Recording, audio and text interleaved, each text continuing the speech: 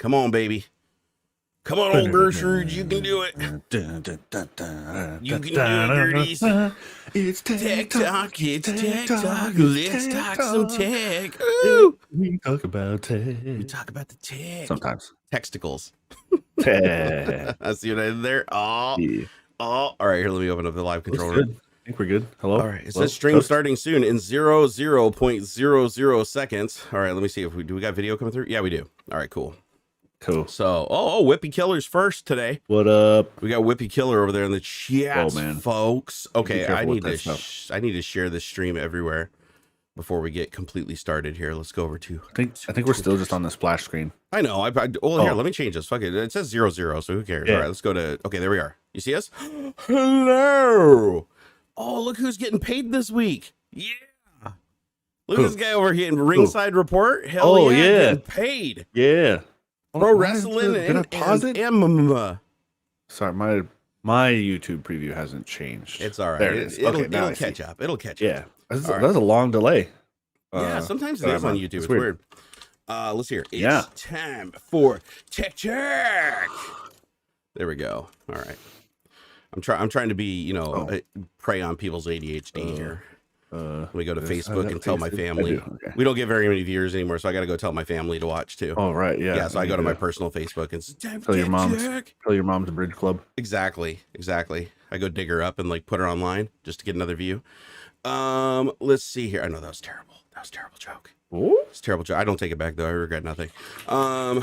Let's see here. Okay, so it's time for TikTok. All right, I'm posting it now to the Facebook page. See, most people just have like IFTT do this. It'd take me like 5 minutes to set up, but I still do it every time manually because it's personal. It makes it nice and personal for people, And it just, I don't know. There's just something nice about clicking the button on each and every one of these things. All right, let me see. I think I got really get going. What is this? I just saw this on Twitter. I guess Hardware Canucks. Oh, they had a really bad take. Said something and they deleted it, and I'm seeing a subtweet, I suppose. Oh, they deleted it. Yeah, I guess and not address some backlash. Like, what happened? Oh, yeah, I'll tell you what happened. So it kind of surprised me too because I watch Hardware Connects. So, I should say watched. No, just kidding. Yeah, I mean, well, I've checked out a few of their like case review videos and stuff. Like, so basically, they just came out with a hot take, and the first thing they say is like, "Oh, we don't like getting involved in politics, blah blah blah," like all the tech channels. But they're like, we like totally support the Canadian anti-vaxxer trucker movement up here. That's like running around with like racist flags and saying racist things and doing terrible stuff. And they're like, "Oh, we support our Canadian truck drivers against this anti-vax mandate." And I guess they thought that more of their audience was going to be like, "Woo, boys, go get Sally Sue, let's dance around the fire." And it just didn't work out that way. And they just got completely ratioed on the comments. And other YouTubers, including myself, jumped in with their takes and stuff. And it got pretty nasty. So it doesn't surprise me they deleted it because they were probably dumping subs like crazy.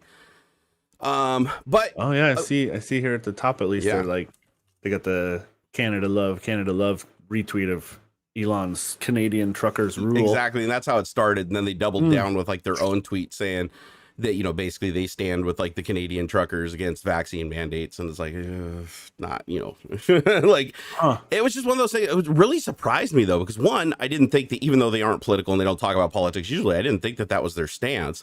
But I've been surprised before. There's quite a few technology YouTubers that behind closed doors have pretty much confessed to being anti-vaxxers and stuff. So. So yeah, it's sad. It's a sad time that we live in, my friend. But yeah, it actually kind of surprised me that they deleted it. It must have been really, really bad though, because they put out other takes and stuff that people didn't agree with, and not political, but like in technology space. They've said some controversial things before, and like nobody really got all that uppity about it. I mean, to delete it, you have to be under like massive attack. Yeah, like to not just let it roll and just keep tweeting and just act like it never happened. Like to go back and delete it, I have to imagine there was some like rather serious fallout. My guess is it's less to do with the subscribers and more to do with the relationship with other YouTubers. So because you could tell there was a lot of YouTubers weighing in, like Epos Vox was weighing in. Who else did I see in the feed that was another big YouTuber? God, my brain's a blank right now. But there was other YouTubers like big YouTubers in the technology space, 3D printing space and stuff like that were chiming in on it. And that's how I found out about it. So I didn't, because I don't even follow them. Yeah. So I was like, I see this and I'm like, wow, that's weird. Like, that's weird. But, and then everybody kept asking him to clarify, like, hey, clarify your stance here. Like, you say you agree with these guys, and people were posting like 10, 20, 30 videos of these, like the leader of the truckers saying a bunch of racist stuff. Other guys saying that, oh, we're going to bring our guns. If they try to put vaccines in our arm, we're bringing our guns and shoot. Like, things you'd expect to hear here in America, but it was in Canada. Yeah. So it's just weird. It was like, so unexpected, dude. Yeah. It's these sorts of ideas and stuff go everywhere. It's not like just an American thing. No, we fair, just hear it more because Canada. that's where we're at, I guess I just have a view of Canada that they're our innocent little sister that we look at. All they need for a military is like a Cessna and like a 22 long rifle because like nobody wants to attack them ever. Like, I just look at them as like kind of our I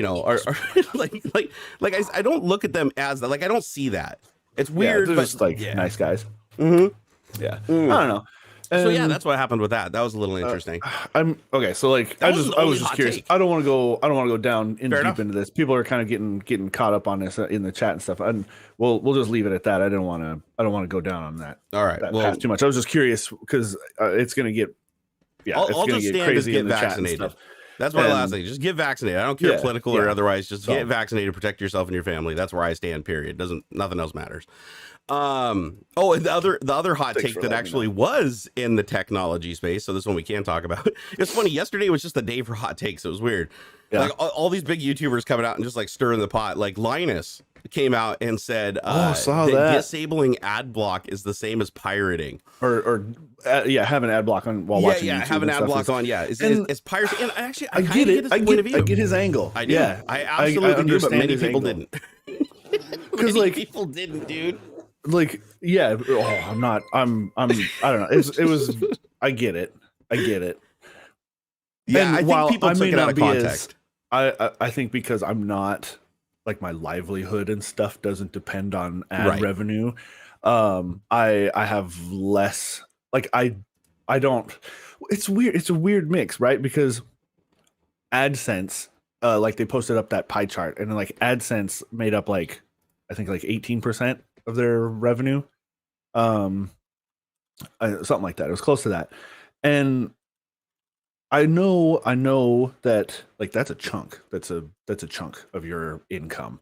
But I've also seen that the way around that is you just you have like an ad spot baked into your video. Like you can't block that. It's a part of the video. It's just expensive to do that though. That's the reason. Like there's a couple sites that have done it. Okay, so this is why it's expensive. The reason that ad blockers use stuff like a different site that starts the stream before they start the video is because they use external marketing companies. They're separate from the entity. So I get how AdSense works. Like when like there's a little yellow blip inside the video and then an ad. I get how that works. Yeah. I'm talking about like how Corridor Digital does it, where they have a spot in the video.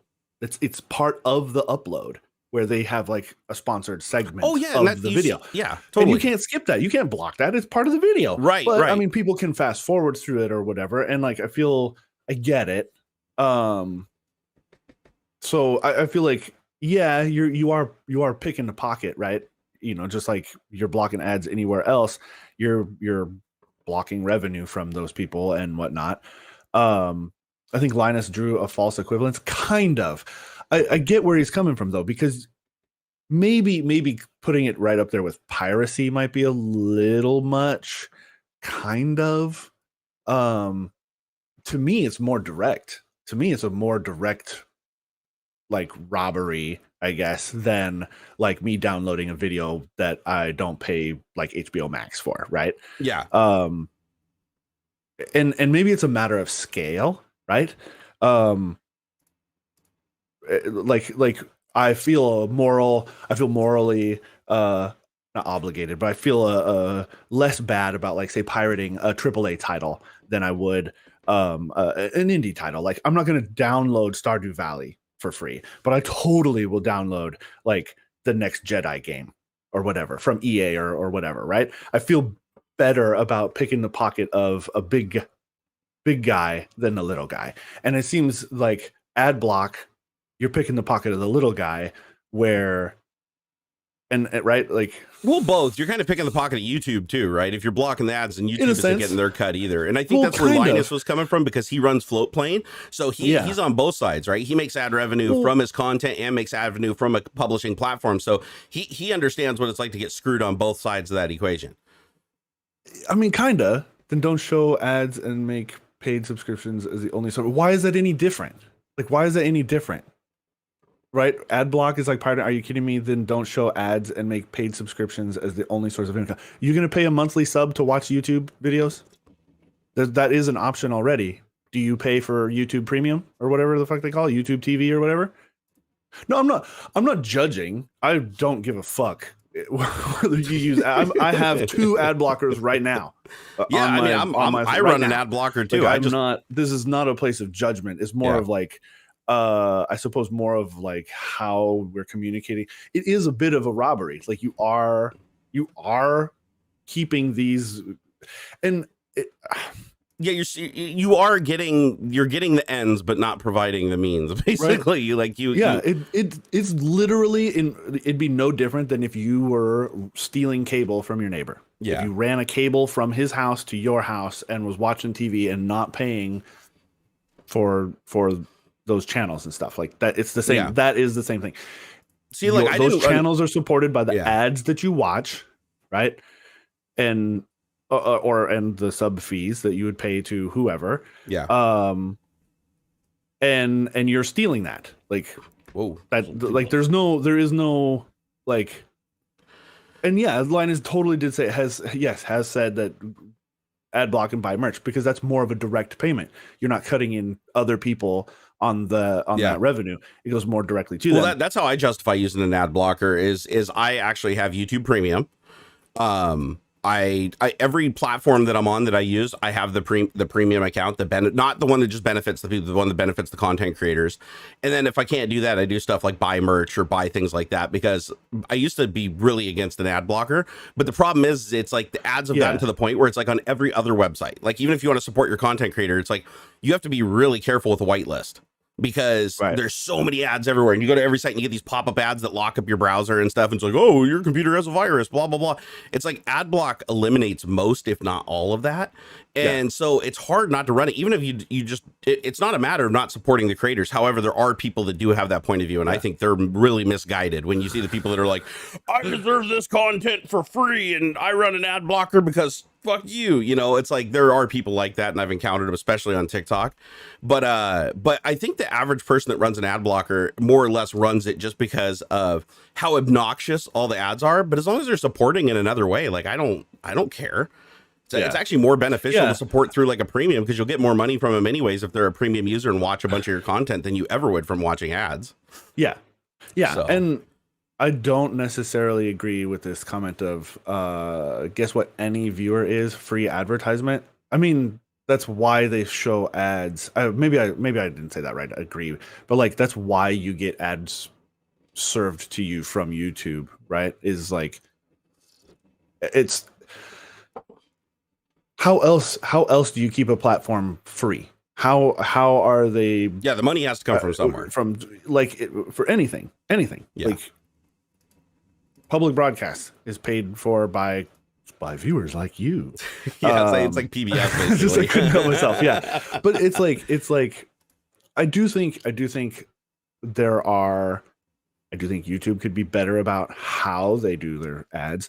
I always liked when Hulu first came out, it was free. They had like a free option with ads. I remember that. Right? And I was down. Like, it was I liked that it was consistent. Like, I knew exactly when ads were going to happen, because it was like at the perfect spots, right? The classic spots that you would have like during your broadcast television stuff.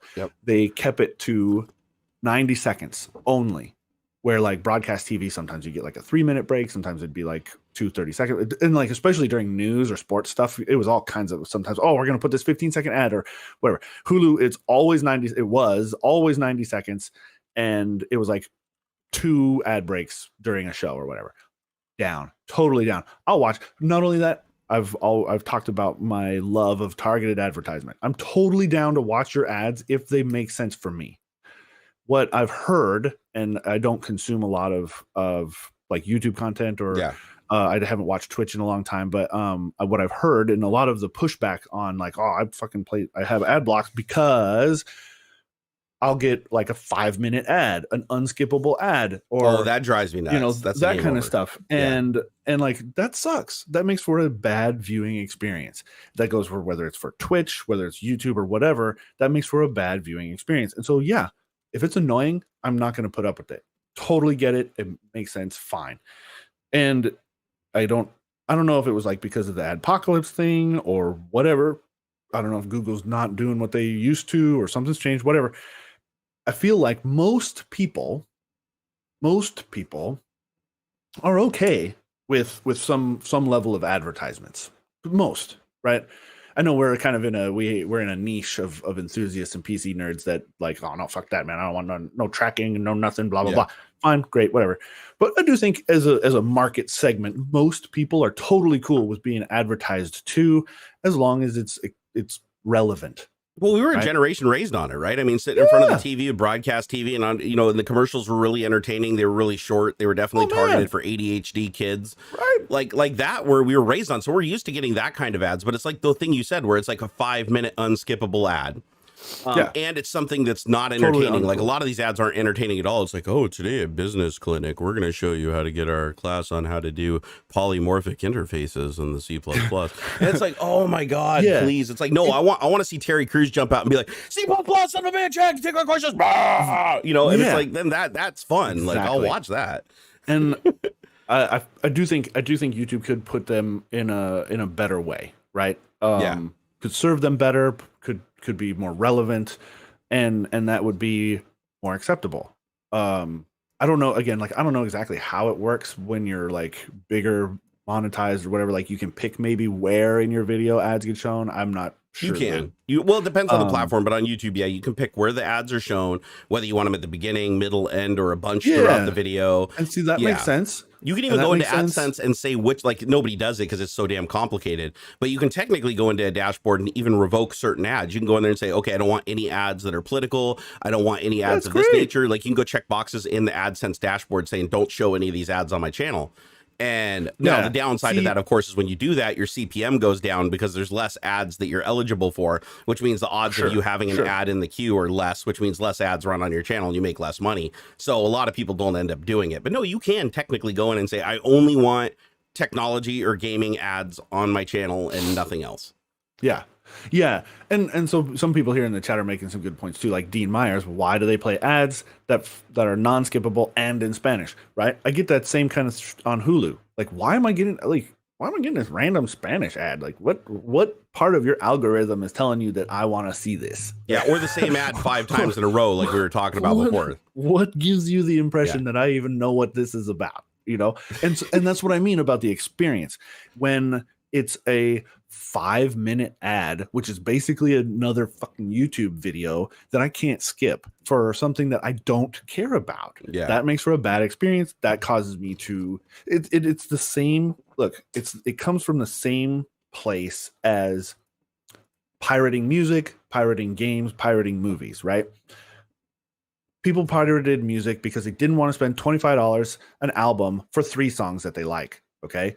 So it started with Napster. You can just download whatever 1, 2, 3 songs that you want, and great. Apple comes in, you pay for individual songs. Great. Now we're streaming, and you get ads sprinkled in, right?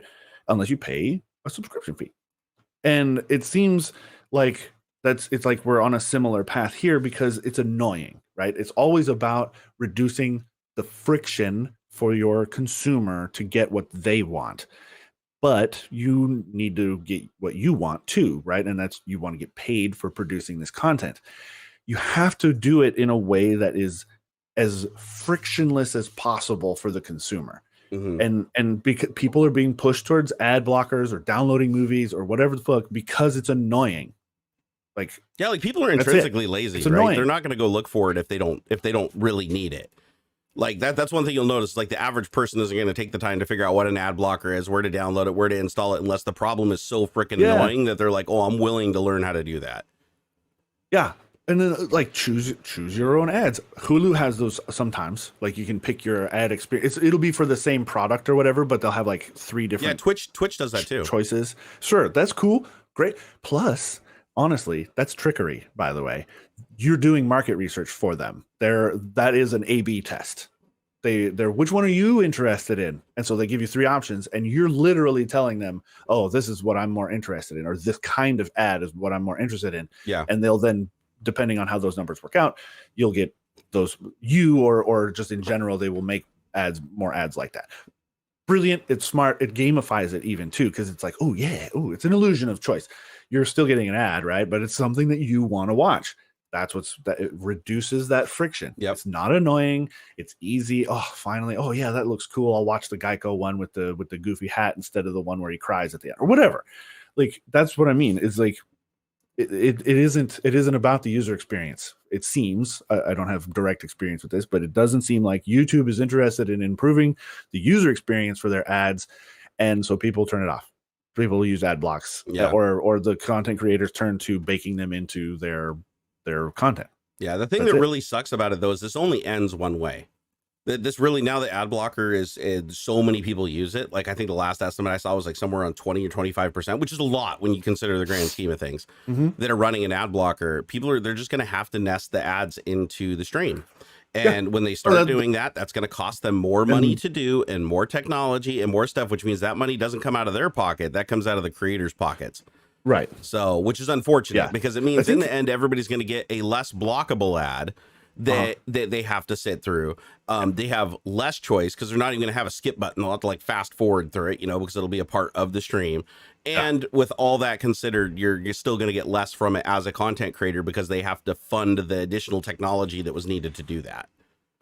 I think that's how Twitch does it. Because like the last time I remember, I would watch something and an ad would come up, but it'd just be black screen and just a countdown timer for how long the ad was. And so it's like it's technically blocking the ad content, but the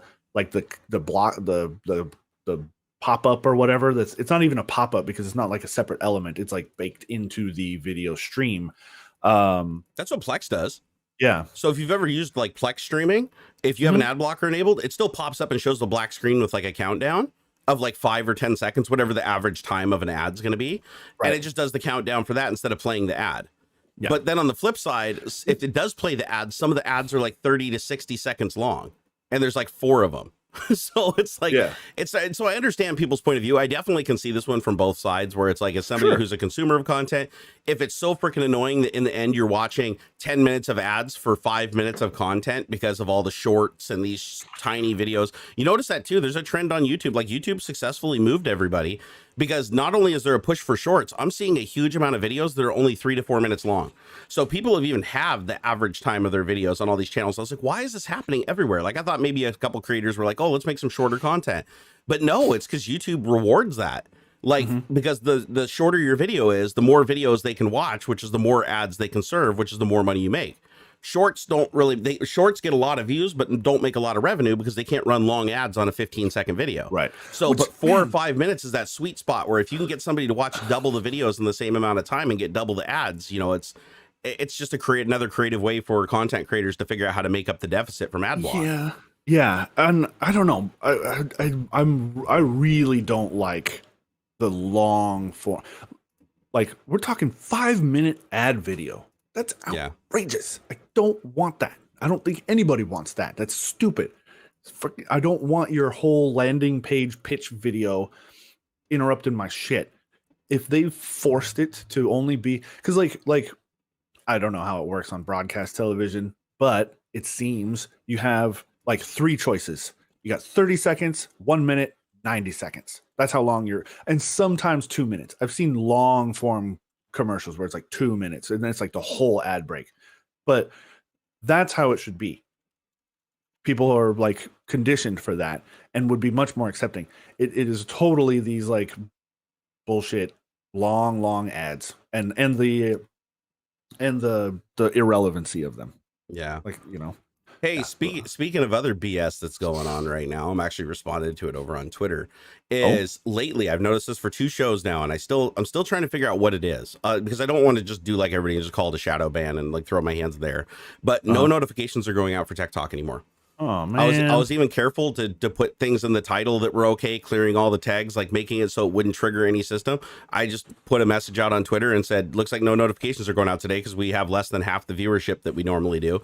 And so sure enough, people are coming back on Twitter with notifications enabled, bell rung and everything, and they're showing screenshots with no notifications anywhere in their feed. So we don't, and a bunch of people said that I don't even show up in their sub box. The live stream doesn't, like videos do, but the live stream doesn't. And I released a video last week, my first short on YouTube, and it just completely bombed. The only viewership it got was the average viewership from social media stuff. So at this point, Barnacules Nerdgasm is basically completely hidden from YouTube. Oh man. So unless you probably because it's all live stuff and not because it's all live stuff, and I haven't uploaded anything. So whatever the weighting is on the algorithm, I finally dropped below some threshold. Oh, we do have a couple people in chat saying they got a notification. Oh my gosh, thank goodness.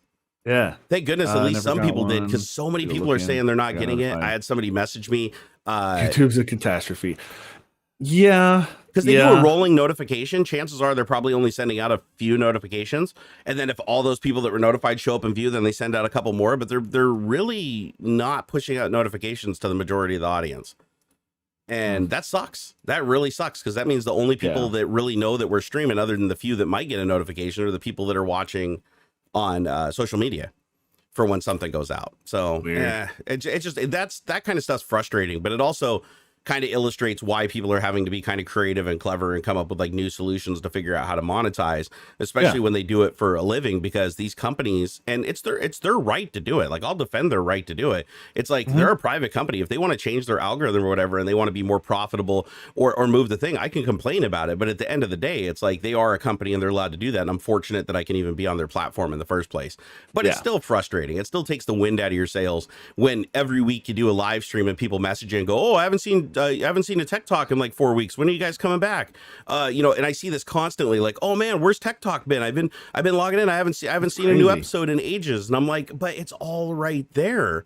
But then you open up like an incognito window and do a search for Tech Talk, and it's like, we don't show up. Like, weird. It's annoying, man. It's annoying. It's going to be hard to come back and make edited content though, because if this is the case, I mean, it's going to be like every video I upload is going to get viewership like 15 years ago. And it's just going to be a slow burn trying to get YouTube to trying to get up over that ratio where YouTube starts promoting it again. And then I'm worried about the unhealthy mental state that's going to put me in, from them basically forcing me into, you better publish content daily or you're going to fall below this line again. Yeah. Because they did that once before too. I was in the 1% bucket. On YouTube for like 3 years. I was in the 1% bucket, which they give you like a fancy partner manager that'll respond to you 24/7 and all that stuff. Then I fell into the 5% bucket, and just going from one bucket to the other, my CPMs dropped in half. And because when you're in the 1% bucket, you get these premium ads where, like, every once in a while you notice if you watch a really big YouTuber, they have like, motion picture trailers and stuff like at the beginning of the thing. They pay a lot higher. So those are reserved for the 1%ers. But when I dropped out of that bucket, it was like devastating. So I fought to get back into the bucket again.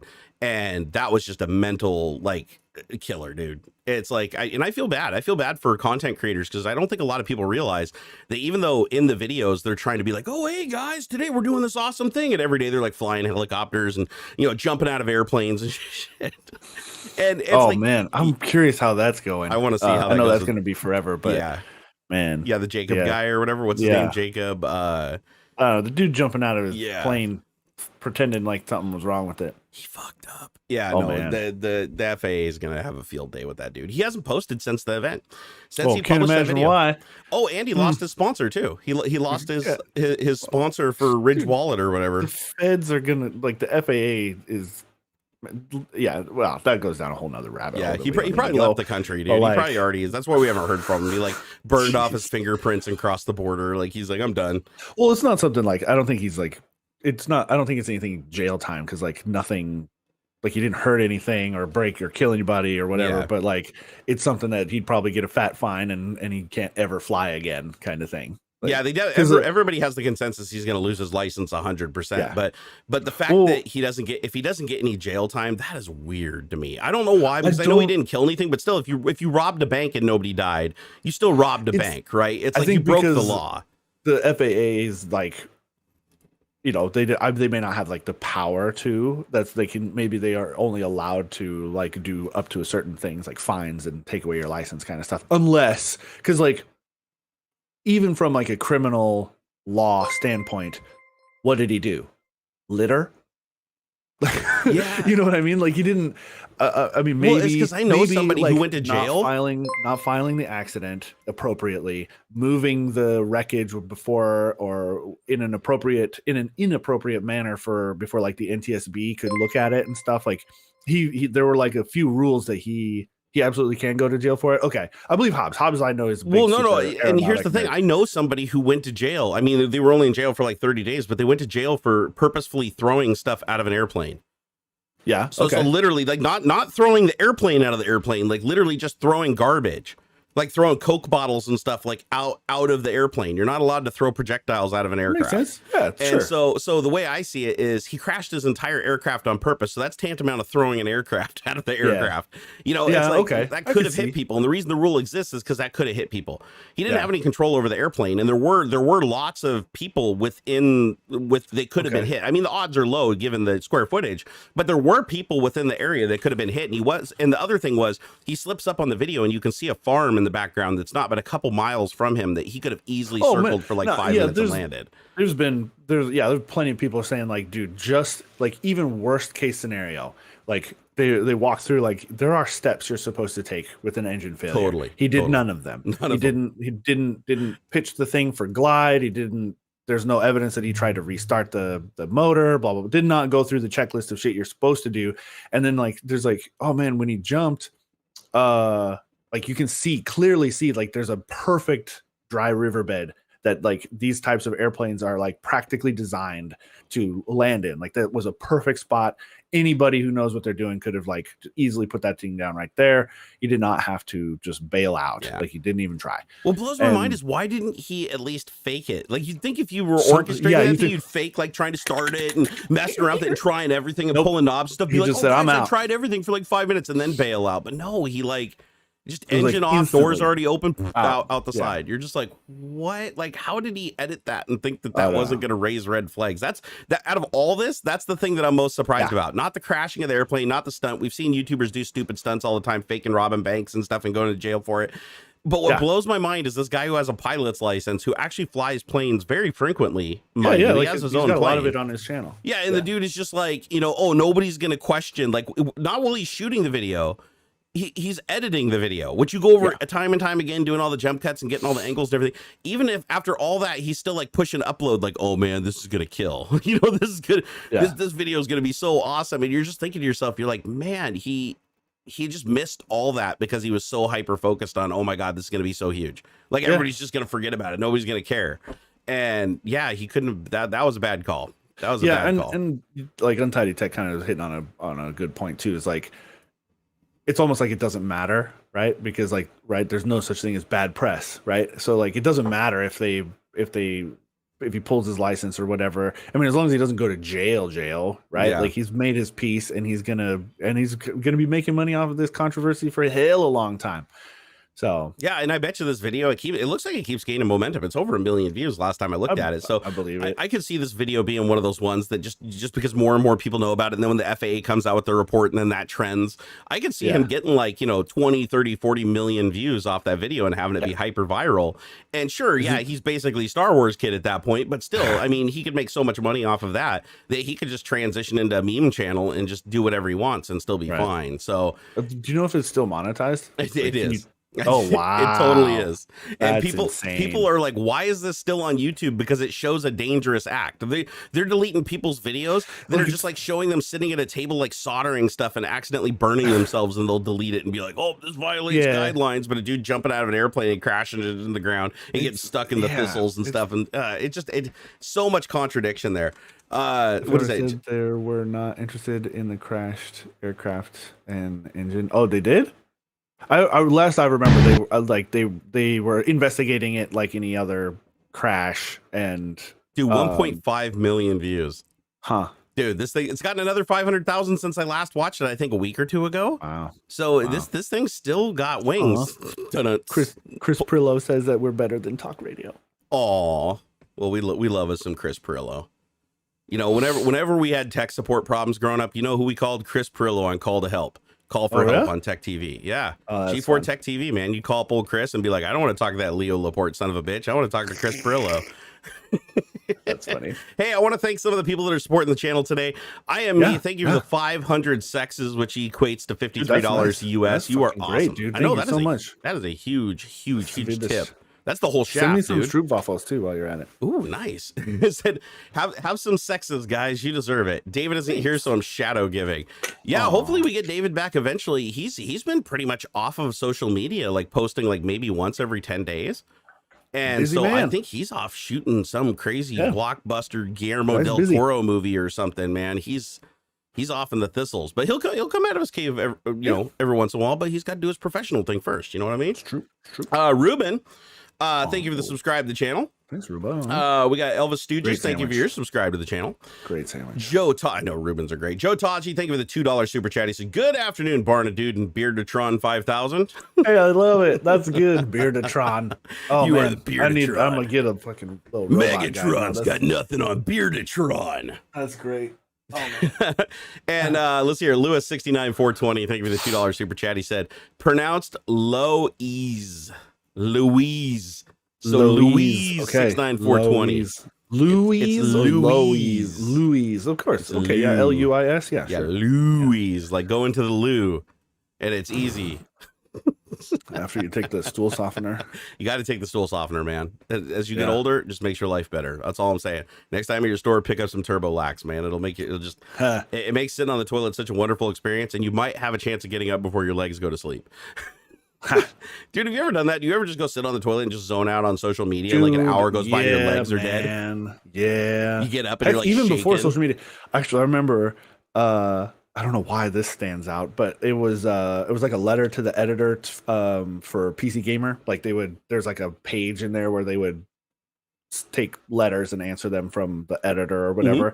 And there was one long thing, guy complaining about like, you guys need to put some sort of like warning halfway through the magazine, man. I was sitting here for like 20 minutes reading this shit on the shitter, and like I go to stand up and my legs are numb and I fell and cracked my head on the tub, blah blah blah. You guys, blah, blah.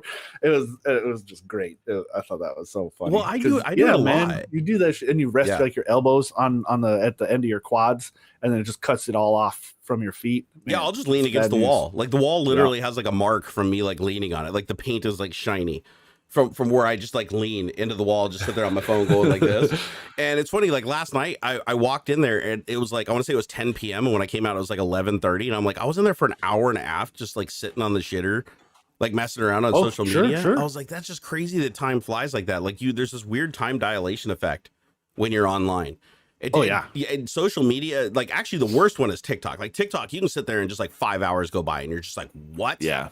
Like it's weird. Man, like to kind of tie back to our ad thing, I think TikTok has the right idea, and similar to like maybe Instagram and even Twitter, honestly, like where you'll have like sponsored or promoted posts, and like that's decent because man, TikTok's algorithm is pretty damn good about giving you stuff you're gonna want to watch. So like I imagine, actually, that now that I think about it, usually the sponsored spots that I see on TikTok are from creators that I'm following. Yeah. So I don't know if that's deliberate or just like, chance, but like, boom, that's, why not? Yeah. A lot of people are mad at TikTok right now because they don't pay anything like for the monetization of content you just normally upload. Not just them, but like I can't find the post now, but somebody put a post out of, the guy got like 100 million views and made like $100 or something. Yeah, like that. It was like a breakdown of like the cut of the different platforms, like Facebook Gaming or whatever Facebook Live's channel thing is called. I can't remember. I think it's Facebook Gaming pays like X amount. Twitch pays you this amount. YouTube gets you this. Blah blah blah. And then another dude was breaking down like, oh, this video got this many views on YouTube and I made this much. And it's nuts. Like one dude I saw, he's like, okay, I got 25 million views on this like sketch that I did. Yeah. And it was 25 million views on TikTok. I got $400, $480 or something. Yeah, if that. Like, that sounds high. A million views on YouTube got me $4,000.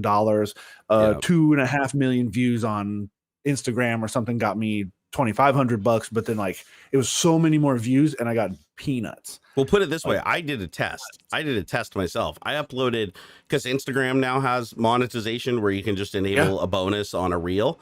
They don't do, I don't think they do it for regular posts, but for if you post a reel or whatever, which is like a TikTok, basically they give you a cut. Right. And so I uploaded the same video. I created it on TikTok and then I just re-uploaded it to Instagram also. And on both platforms, on the first platform, I made 16 cents on TikTok for, I think it was 1.1 million views. And then on Instagram for 10,000 views, the same post got 10,000 because my Instagram's not as popular. The Instagram got 10,000 views, and the 10,000 views paid out, I think it was $90 for 10,000 views versus 16 cents for a million. So I was like, this is ridiculous. The only reason I got 16 cents is because somebody who watched it like clicked the little tip button or whatever and sent whatever their coin equivalents are. And plus, I think the conversion rate's pretty bad over there, too. I think, like, if you buy their coins or tokens or whatever they call them over there, I want to say that only 30% of it, like, goes to the creator that you give it to. I believe it. So whereas it's different on other platforms, like on Twitch, I think it's 70% of the bit. Like, if you buy bits and you give it to the creator, I want to say it's like 70% on PC and then 50% on mobile because they have to pay the stupid mobile fees. Never buy coins on mobile. Oh yeah, dude, man, don't pay for subscriptions. Don't pay for whatever in-app coinage or whatever the fuck. If you can, go, and even on your phone, just open the browser, go to the website, and buy the stuff from there. Don't give fucking Apple taxes money. Yeah, people don't realize it though. Like people, because I've seen it in chat before where people are like, oh, I just bought, 500 bits or whatever, and this is how much I paid. And then I'm like, I know you're on mobile because that was way too much. And so because people, it's just the convenience on mobile because it doesn't say. I wish that it said, but they're not going to shoot themselves in the foot. I wish it would pop up and say, oh, go to your desktop and buy these or something like that. Or it's going to cost 30% more if you want to do it through the app. But people just don't know when they do it. Part of that fight with Epic, you're now allowed to say that in your app. Like you are allowed to send them. I think, if I remember right, they that was one of the things that Epic won in that fight was that you can tell them to go to a website, basically. Yeah, I don't think you can phrase it in such a way as like, oh, it's cheaper here, but you can have the option of like, here, click this button to buy from our website or something like that. Yeah. Oh, look at that. So on Twitch Mobile, $6 for a sub when it's more than $1 cheaper on PC. Yeah. So yeah, just open up your don't use the Twitch app. Just open up your browser. And the funny thing is, it all works in the browser. There's a mobile browser page, and the mobile browser page looks just like the app. Yeah, so just use that. Twitch.tv. Yeah, save some money, and that way I don't agree, by the way, with this TikTok is cancer shit. That's not fair. That is it is a little cancer. People complaining. No. It's a little bit, just a tiny bit, like complaining about a new like throat cancer, but curable. How many people were saying the same shit about Twitter and Instagram just 5-6 years ago? Oh, who said those weren't cancer either? I never said that the other ones weren't cancer. They're all cancer. Social media is cancer. Every single decade, every 5 to 10 years, there's some new thing that everybody gets everybody loves to hate on new technology or like. Old generations love to pick on new technology, and then it was rock and roll, it was video games, it was Dungeons and Dragons. It's all no. Like I've gone on this rant before. Social media, like this rant. Do it. Is not evil. Okay, it is a little bit though. Okay, because we were all doing this same shit 10-20 years ago too. Okay, it was less obvious. Okay, we've been ignoring each other for centuries. It's the trouble. The trouble is it's hard to escape, right? Like if you got bullied at school in the 80s, you could go home and like hide from it, right? Now, if you get bullied at school, that shit follows you because it's in your pocket. Like you go on with your social media. Yeah, you go onto your social media and your shithead fucking people at school have hunt you down, and it's everywhere. Everybody gets. You know what the argument I hear the most too is like, oh, just don't look at your phone or don't do that. It's like, dude, you do everything on your phone. No, that'd be like saying avoid your bully by not going to the grocery store or paying your bills. Like you still have to use it. Old people saying, oh, you just walk into the shop and like turn in your application. You don't need the internet to everyone has online applications. And so yeah, you're absolutely right. That's brain dead, like short-sighted old people talk about, oh, you just block them and stuff. Yeah. It doesn't work that way. And it's getting worse and worse and worse. Absolutely. It's easier to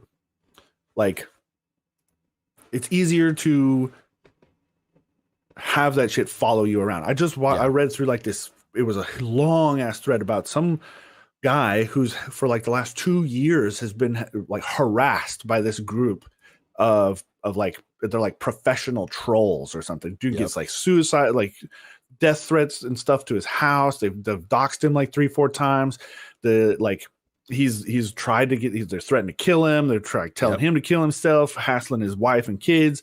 Like, and he's brought it to the local PD. He's tried to get like FBI and stuff involved, and they're like, we don't care until somebody dies. Yeah, basically. I'm lucky enough that my local police department is now fully funded for cybercrime, so they've been getting after it lately, which is fantastic. But not everybody has that, right? Yeah, and it's crazy. It's too many brave assholes online who would never say it in person, and plenty more who would.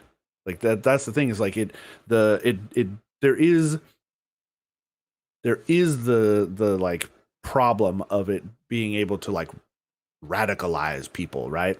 And that can bleed over into real life, and we've seen that too.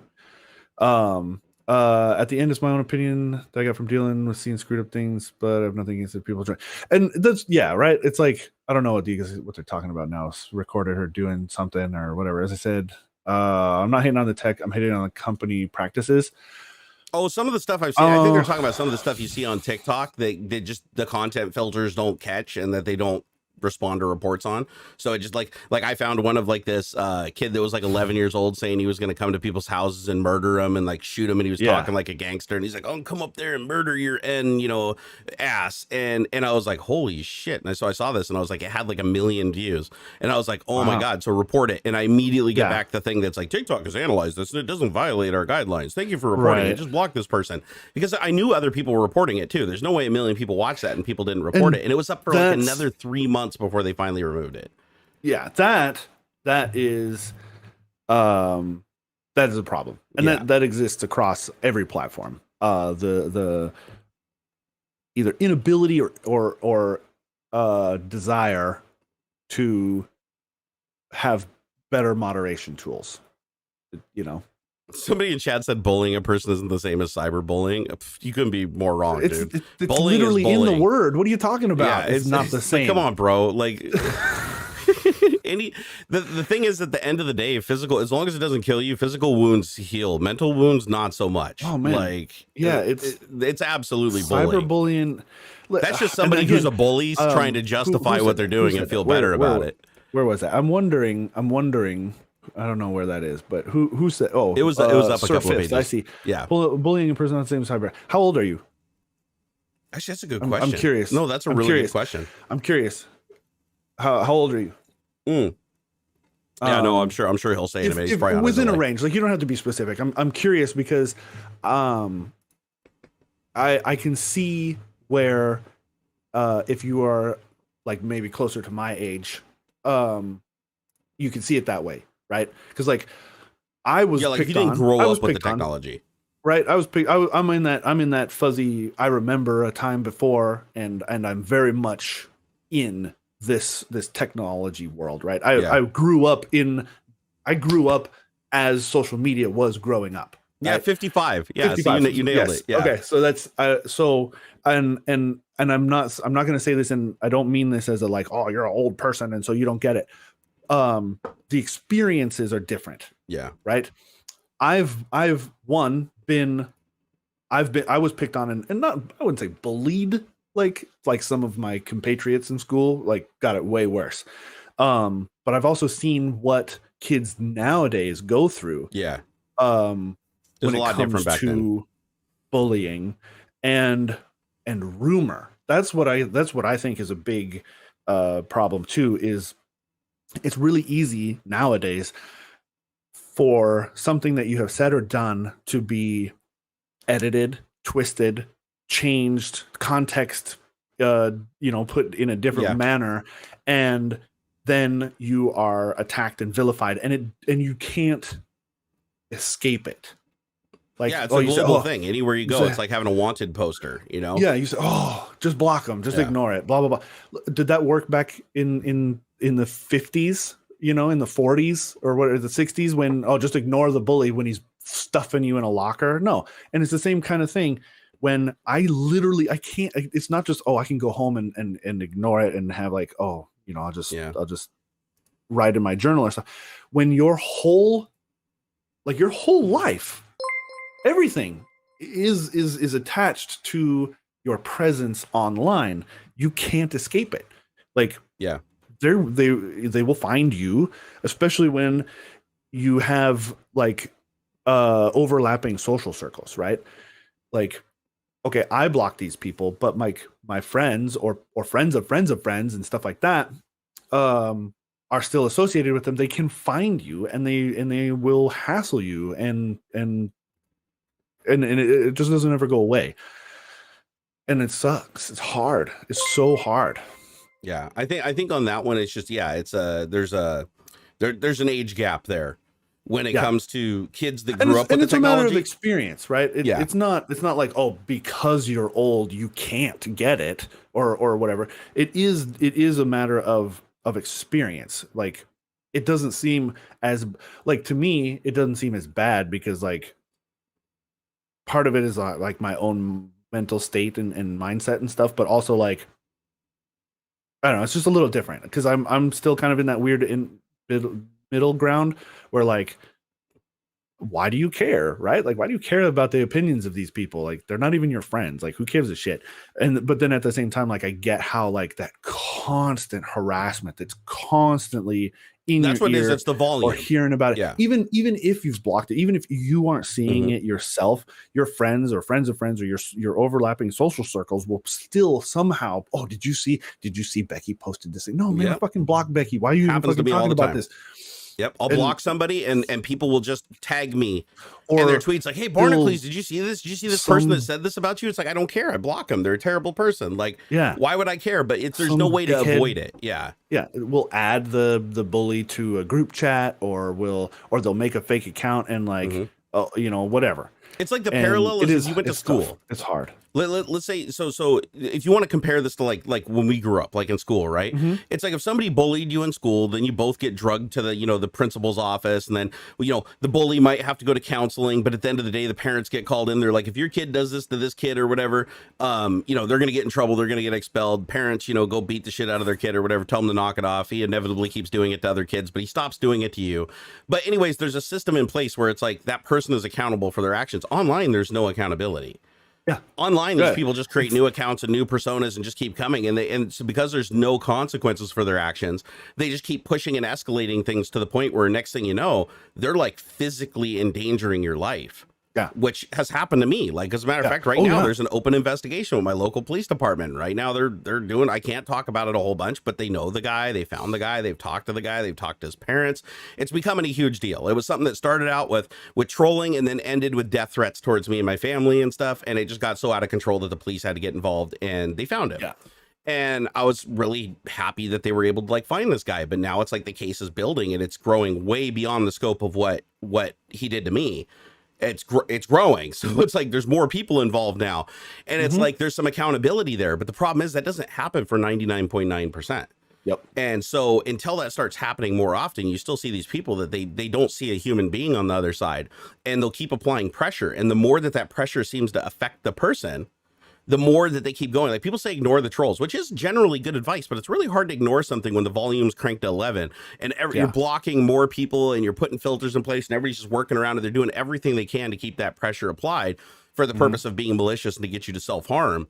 And there's really no escaping it without dropping everything else. It's like the only way to avoid them is to go out into the woods and hide from my friends and family too. Because I also use the internet to communicate with friends and family and stuff like that. So it's hard to separate those things. Yep. And so that's why, it's like, I recommend therapy to anybody that's going to be like a career live streamer, a career content creator. It's like talk therapy is like a really, really constructive and good thing. Because not only does it help you understand like what you're going through, but it helps you understand why other people do this. It helps you understand the human psychology of why somebody's dedicating so much of their life to like hunt you, online because they need your attention or they want your approval or they feed on your disapproval. Like that's their angle, because some people want a villain. They see themselves as the superhero, right? And they need to have their villain online, and the bigger and more, clout that villain has, the more that they feel like they have that clout by proxy by interacting with them, even if it's in a negative sense. So you learn a lot about that in psychology, and you start to understand like why people do it. But the thing is, a lot of these kids, it's almost, I don't want to say it's all, because I've had some adults run-ins too, but the vast majority of it is youngsters. And it's because I guarantee you their parents don't understand what the hell's going on. Like their parents are just like, oh, they're on Facebook, they're on Twitter. They don't see them on their alt account over on Twitter telling people to kill themselves. Like they don't see that. Yeah. Right. So these kids are just like, and just like me, us growing up, it'd be the equivalent of us like making prank calls when the parents aren't home. Right. And like, oh, your refrigerator's running away. Ha ha ha. And then *69 comes out and they start calling back. Right. And that'd be like the equivalent of what happened with this guy where the police found him. It's like, so it's a system where it's like everything is happening before we're prepared to understand and deal with the consequences. Yeah. Yeah. It's exactly. Yeah. It's the social evolution is very, very fast. Yeah. And it's weird. It's weird because like the core of it hasn't really changed. Like the motivations, right? Like why people pick on each other, why you get this sort of like bullying and harassment. The core of that doesn't change. The tools have, and that makes it like hard and shitty, but like it makes it hard to kind of talk to the young, like my kids, about it, because like they feel like, oh, you don't get it. It's like, I can't, like somebody said, well, just make your account private. Well, then you're locking yourself into a bubble, right? Nobody's going to be able to like organically find you. Like, how do you find new people and ideas and whatnot that way, right? And also that's kind of a band-aid in a way, but like parents know but don't equate it to real bullying. Yeah. There's that part of it too, where it's like, oh, it's just words online, like whatever. When that is your like social currency, like it means it makes a difference. It'd be like, it's like you ever see that movie Easy A with what's her name, Emma something, she plays fucking Gwen Stacy in the Andrew Garfield Spider-Man movies. But like it eventually grows out of hand, this rumor that she's like giving handies for A's, right? Giving Emma Stone, like making out with dudes for homework or whatever, right? She like, these rumors get spread around that she's like a slut, and like it like ruins her reputation. It's like that, but everywhere, right? Like you can't just run away.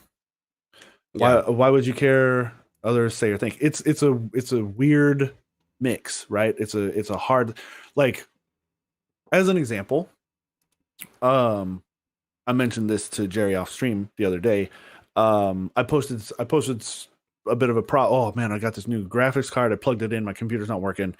I wasn't explicitly looking for like tech support help.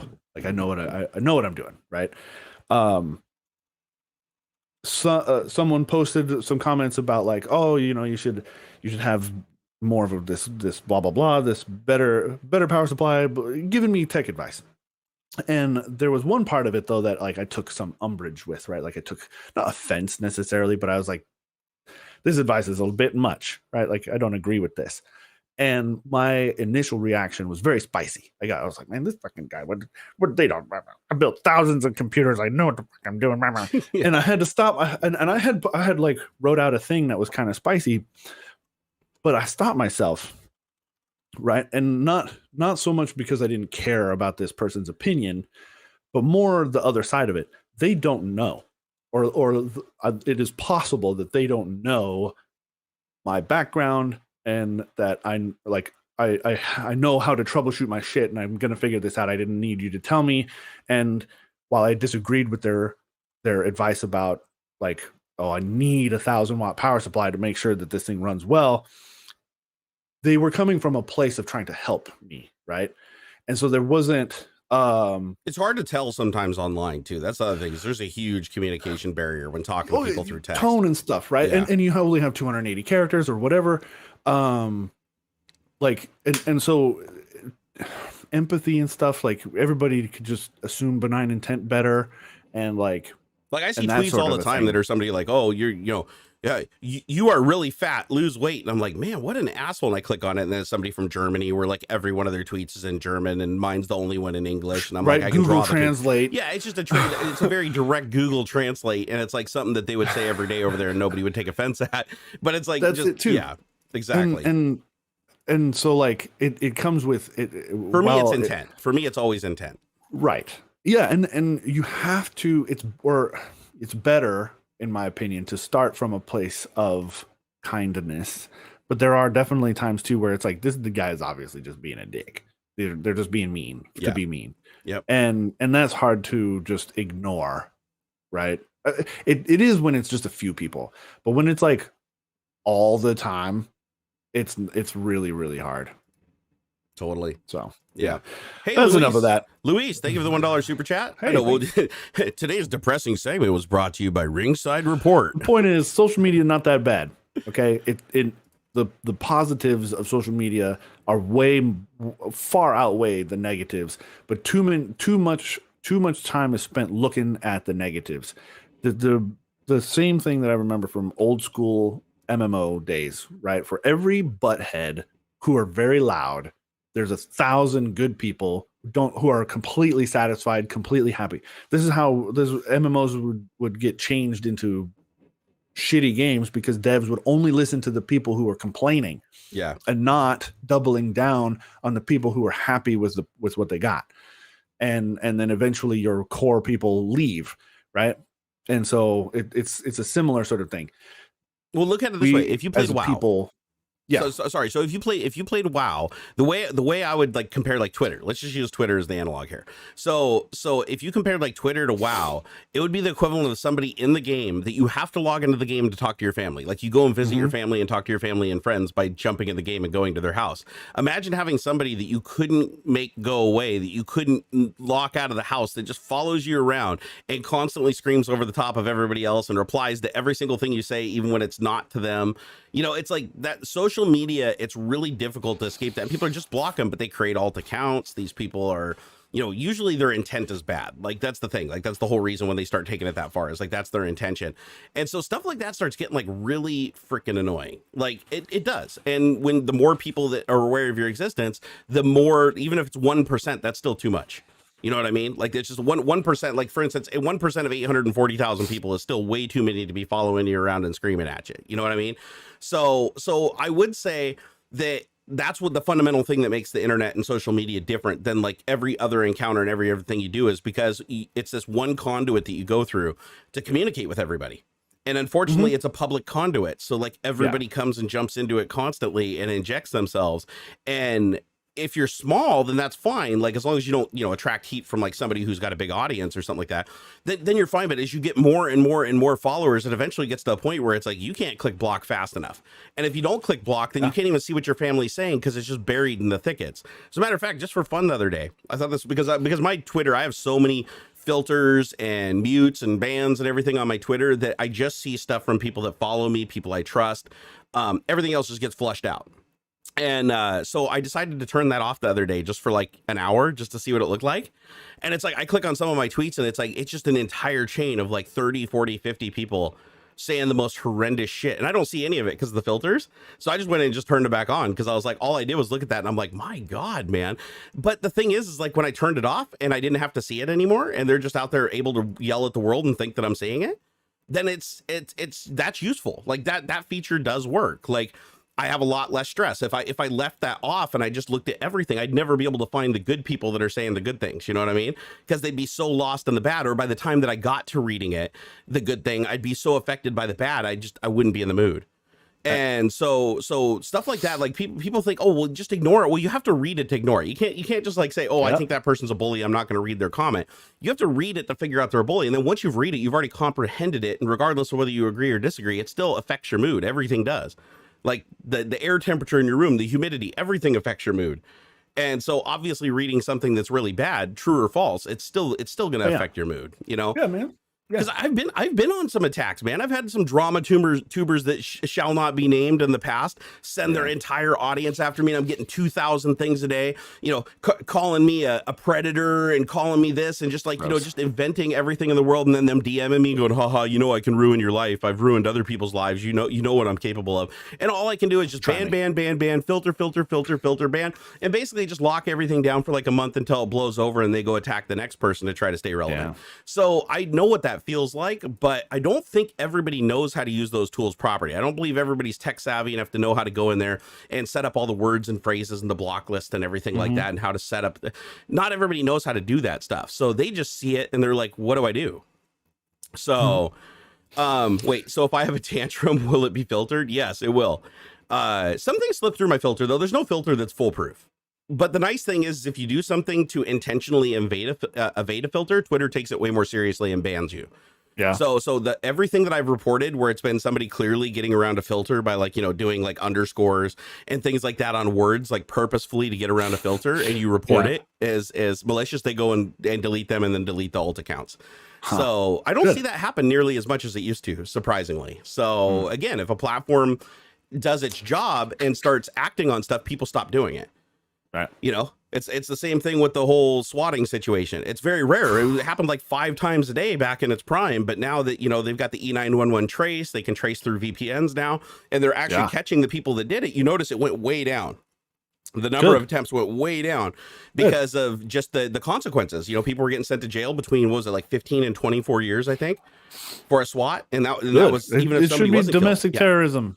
It is domestic terrorism, like, absolutely. So you should get slapped hard for that shit. So that's the only way it slows down, is if people see somebody get caught for it, then they'll think twice, right? But otherwise, they're just like, oh, it's just a joke. Oh, like I watched a court case that had this one guy. He wasn't a minor. I want to say he was like 19 or 20, but he was in there, and they're like, oh, like, you know, you're being charged with, it wasn't domestic terrorism, it was something else, but basically like misusing police resources or something to swat somebody. Yeah. And they ended up giving him, I think it was 15 years or something like that. And he's in court, and his entire defense was, it was just a joke. It was just a joke. It was a prank. It wasn't meant to be bad. And he was like trying to explain like, oh, I thought I'd call 911 and they would just like, you know, call and scare him or something. I didn't know they were going to go there with like the full SWAT team and like kick in the dude's door and try to kill him and his family. It's like, no, you knew exactly what that was because you learned it by watching other people doing it. And it turned out his social media contained all kinds of stuff talking about other people and glorifying it and sharing. That's how he learned how to do it, was by watching other people do it. And so, but the judge wasn't having it. She was like, nah, you go to jail. So since that happened, now it's been greatly reduced. It's the same thing when you think about anything. It's like the dude that's getting caught now for threatening my life. It's like, to him, he just thought it was a joke. Like, you know, when the cops confronted him, and it's like, no, that's not a joke. You committed a felony. And not only did you commit it once, you committed it like 24 times. Even after you were warned multiple times, you still did it. So it's like, there's no wiggle room there. It's no like, oh, it was an accident, I was just in a bad mood, or, oh, you know, I didn't really mean for anything bad to happen or anything. It's like, no, you purposefully kept doing it. And the more damage it was doing, the more you doubled down and got excited and kept doing it. So it's clear what your intent was. Yeah. And so, you know, it sucks that that's what has to happen. Jack Hander Gaming said Tim Pool was swatted again twice in a month. Swatting is never okay. See, no. Here's the thing. I'm not going to, Tim Pool, I don't like Tim Pool. I'll just put that out there. That's just my take. I don't like him as a person. I used to watch his content too back in the day, but you know, like many people, he changed. But the thing is like, he got swatted twice in a month. Let me guess, we're both times on camera and we're both times while the stream was running. Like, I don't really buy some of this shit. If he got swatted once, he would have filled out the E911 paperwork, and it would have immediately popped up on 911 dispatch screen and told him that if another SWAT attempt was made, there'd be a password on the account. So the fact that he didn't do that after being swatted once, I'm starting to think that he was intentionally setting up or using the system, or potentially, you know, I'm just saying my opinion, potentially the SWAT may have been coming from an inside source, because I don't know why you would allow that to continue to keep happening when there's a system in place to stop it. So, and most people don't find out about the E911 thing until after it happens, but the police will tell you about it. So I just find that a little bit weird if that's always happening when he's streaming, and it's always, because that gets you, it's a view thing, right? It's like you get so many views for being swatted. That's like the number one thing that's boosted so many channels, right? And there was a lot of people that were even doing it on purpose. Did you hear about that? There was a streamer who was swatting himself. on purpose. Come like, on. and literally like waiting for the cops, like in the stream, put his hand behind it when he heard the door because he knew what it was. Like he knew what it was without anybody saying it. Like, and they're like, that's kind of weird that you just assume when your door's being banged on and somebody's screaming, you immediately put your hands behind your head and like wait for him to like come for you. Yeah, right. That's a little weird. So yeah, people, because it got you so many views, and anytime something gets you a lot of views and clout, people are going to find ways to fake it. You know, or I shouldn't even say fake it, but they're literally calling the cops on themselves. It was Antifa. Okay. So just something to think about. Hey, I want to thank some of the super chatters. Jimmy McThickus, thank you for the $5 super chat. He said, broke my right hand at work. At least I got that Boeing L&I. Well, that's good. Labor and Industries. This sucks. Any work injuries you guys have had to deal with or heard about? Ooh, I got a good story on this one. What about you, Ox? Say that again? Do you know anybody have you ever been hurt really bad at any job that you've had and had to like go on disability? No. Like I was lightly rear-ended once leaving, like I was technically on the clock. I was doing some fix-it stuff, and like gal behind me saw it turn green and bonked me in the back end. There was like an L&I thing involved with that, but like I didn't have to miss work or anything. And yeah.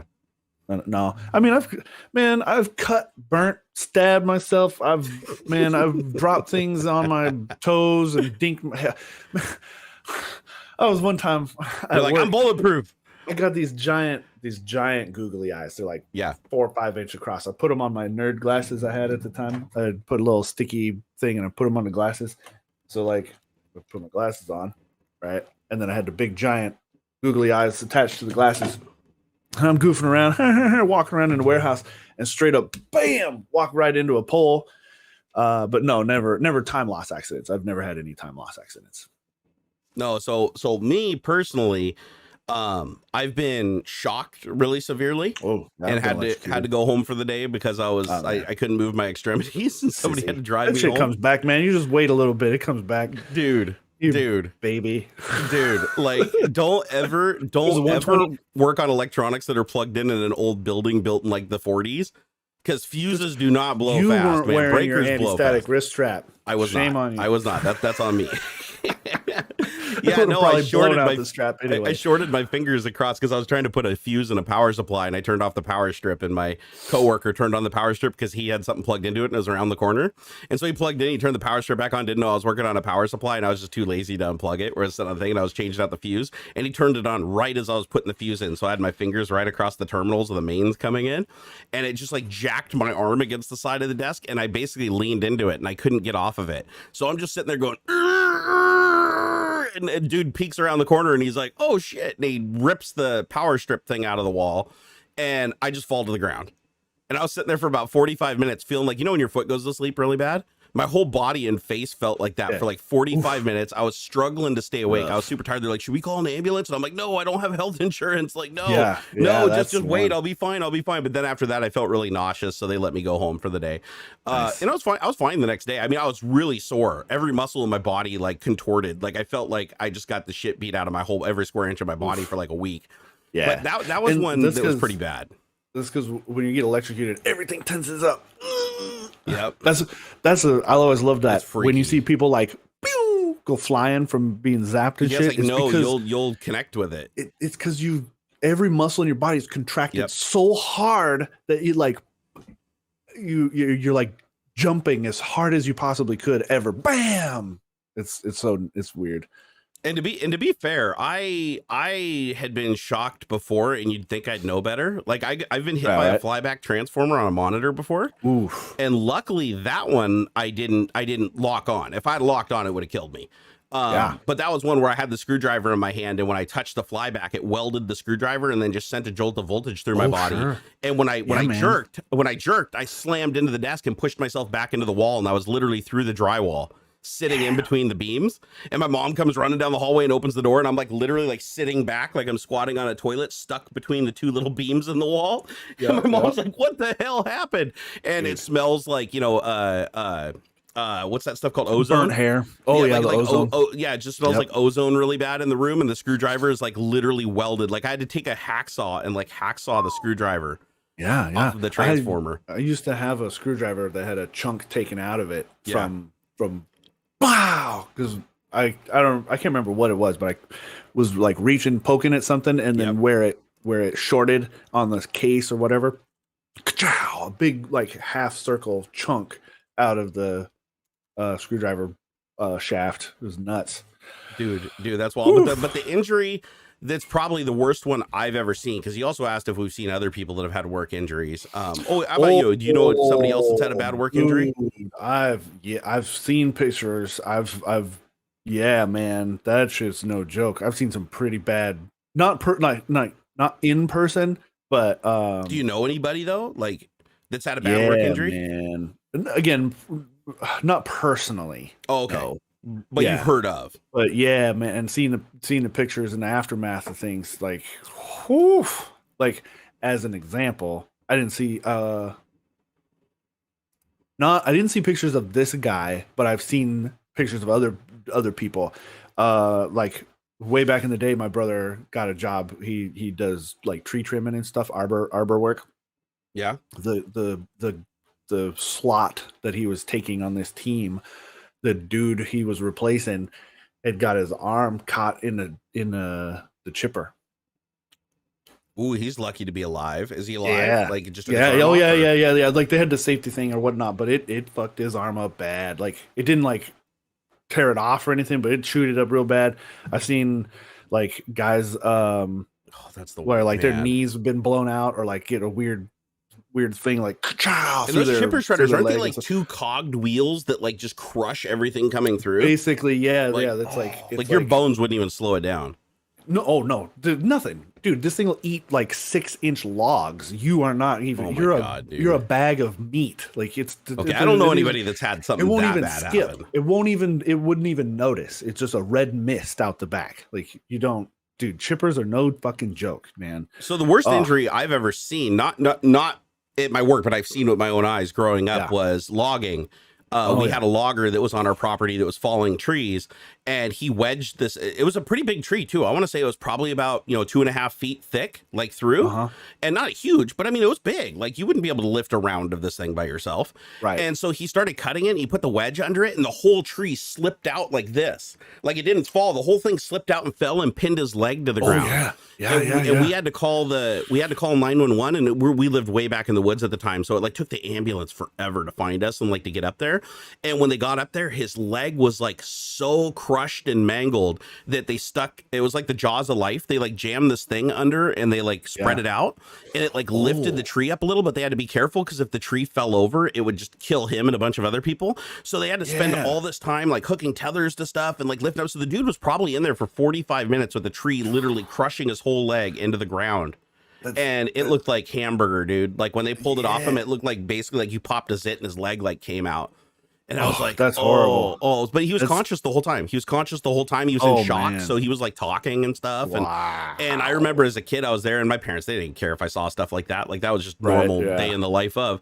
But I remember that was probably one of the most gnarly things I've ever seen with like my own eyes, like in person. And that was when I was probably about 11 or 12 years old. And I was like, that reminds me. Dude wasn't even screaming either. That's what I couldn't believe. He had this thing sitting on me, and he's like, "Oh, it man, just overloads your brain. That was damn true mistake. Why'd I do that?" It's like, crazy. But my brother avoided a really bad.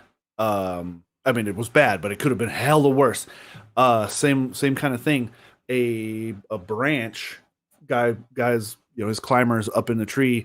Cuts the thing and like this branch is tied, right, so that they can lower it down. But I think like I can't remember exactly how it happened. Somebody didn't do something quite right or something like that, and this branch came falling out of the tree and catches my brother like on the thigh. Bam! Right, like man, crack. It's his wallet. So he's got a front pocket wallet, like I got like this. Like this guy in his pants, right? So you can kind of see it, and branch, bam, smashed his wallet. If the wallet hadn't have been there, it would have impaled him. So it was like coming down like a spear. Bruise. It would have gone through his leg. Yeah, it would have. Oh my god! but it crashed into his wallet instead. And Dude, I logging mean, he still is got dangerous. a fat bruise. He took a couple of days off of work and stuff. Like, it fucked him up. But pardon my French, I know we're probably demonetized or whatever. But Yeah, whatever. it It's fine. hurt Par for the real course. bad. fat bruise. Like, it hurt him for weeks and stuff. Like, Yeah, I it sucked. bet. But he saved himself from like a fat stab from this branch. Like, oh. Dude, I crazy saw stuff. there was 2 gnarly accidents that happened at Microsoft in the 15 years that I worked there. Oh yeah, I bet. And one of them is still a mystery to this day. One of them, like, so the one that isn't a mystery is my buddy. His name was Justin. We won't say his last name, but Justin. He actually was in an elevator accident in Building 26 on the Redmond campus. The hydraulics gave out on the elevator, and the brakes, because nobody inspected them for like 20 years, didn't engage. So the elevator free fell a floor and a half. So I don't know, that's like 20 feet maybe, but 20 feet with that mass accelerating. Oh yeah. To the bottom, it was enough that when it hit, and they have a camera in the elevator. I never got to see the footage, but they said that it was included in the court case that he had against Microsoft, that he lost somehow because they said that Microsoft wasn't responsible. It was actually the people that maintained the elevator for Microsoft. They were the ones responsible for the accident. Wow. So he had to go and sue them. And I don't know how that panned out, but he lost the lawsuit with Microsoft. But what happened was he got in the elevator, he pushed the button from the 3rd floor to go down. It went down half a floor, and then the hydraulics just gave out, and it just free fell. And That's he insane. said, and so I talked to him because I saw the ambulances pulling up and like a fire truck and stuff right outside my window. And the elevators are just right down the hallway from me. So I'm like, what's going on? Everybody in the hallway's talking like, dude, did you hear that crash? That was the elevator, man. Because we heard a loud bang, but we heard loud bangs all the time. People putting servers and racks and stuff. Sure. But it was the elevator falling. And so when I found out about it, I went downstairs and they had him on a stretcher.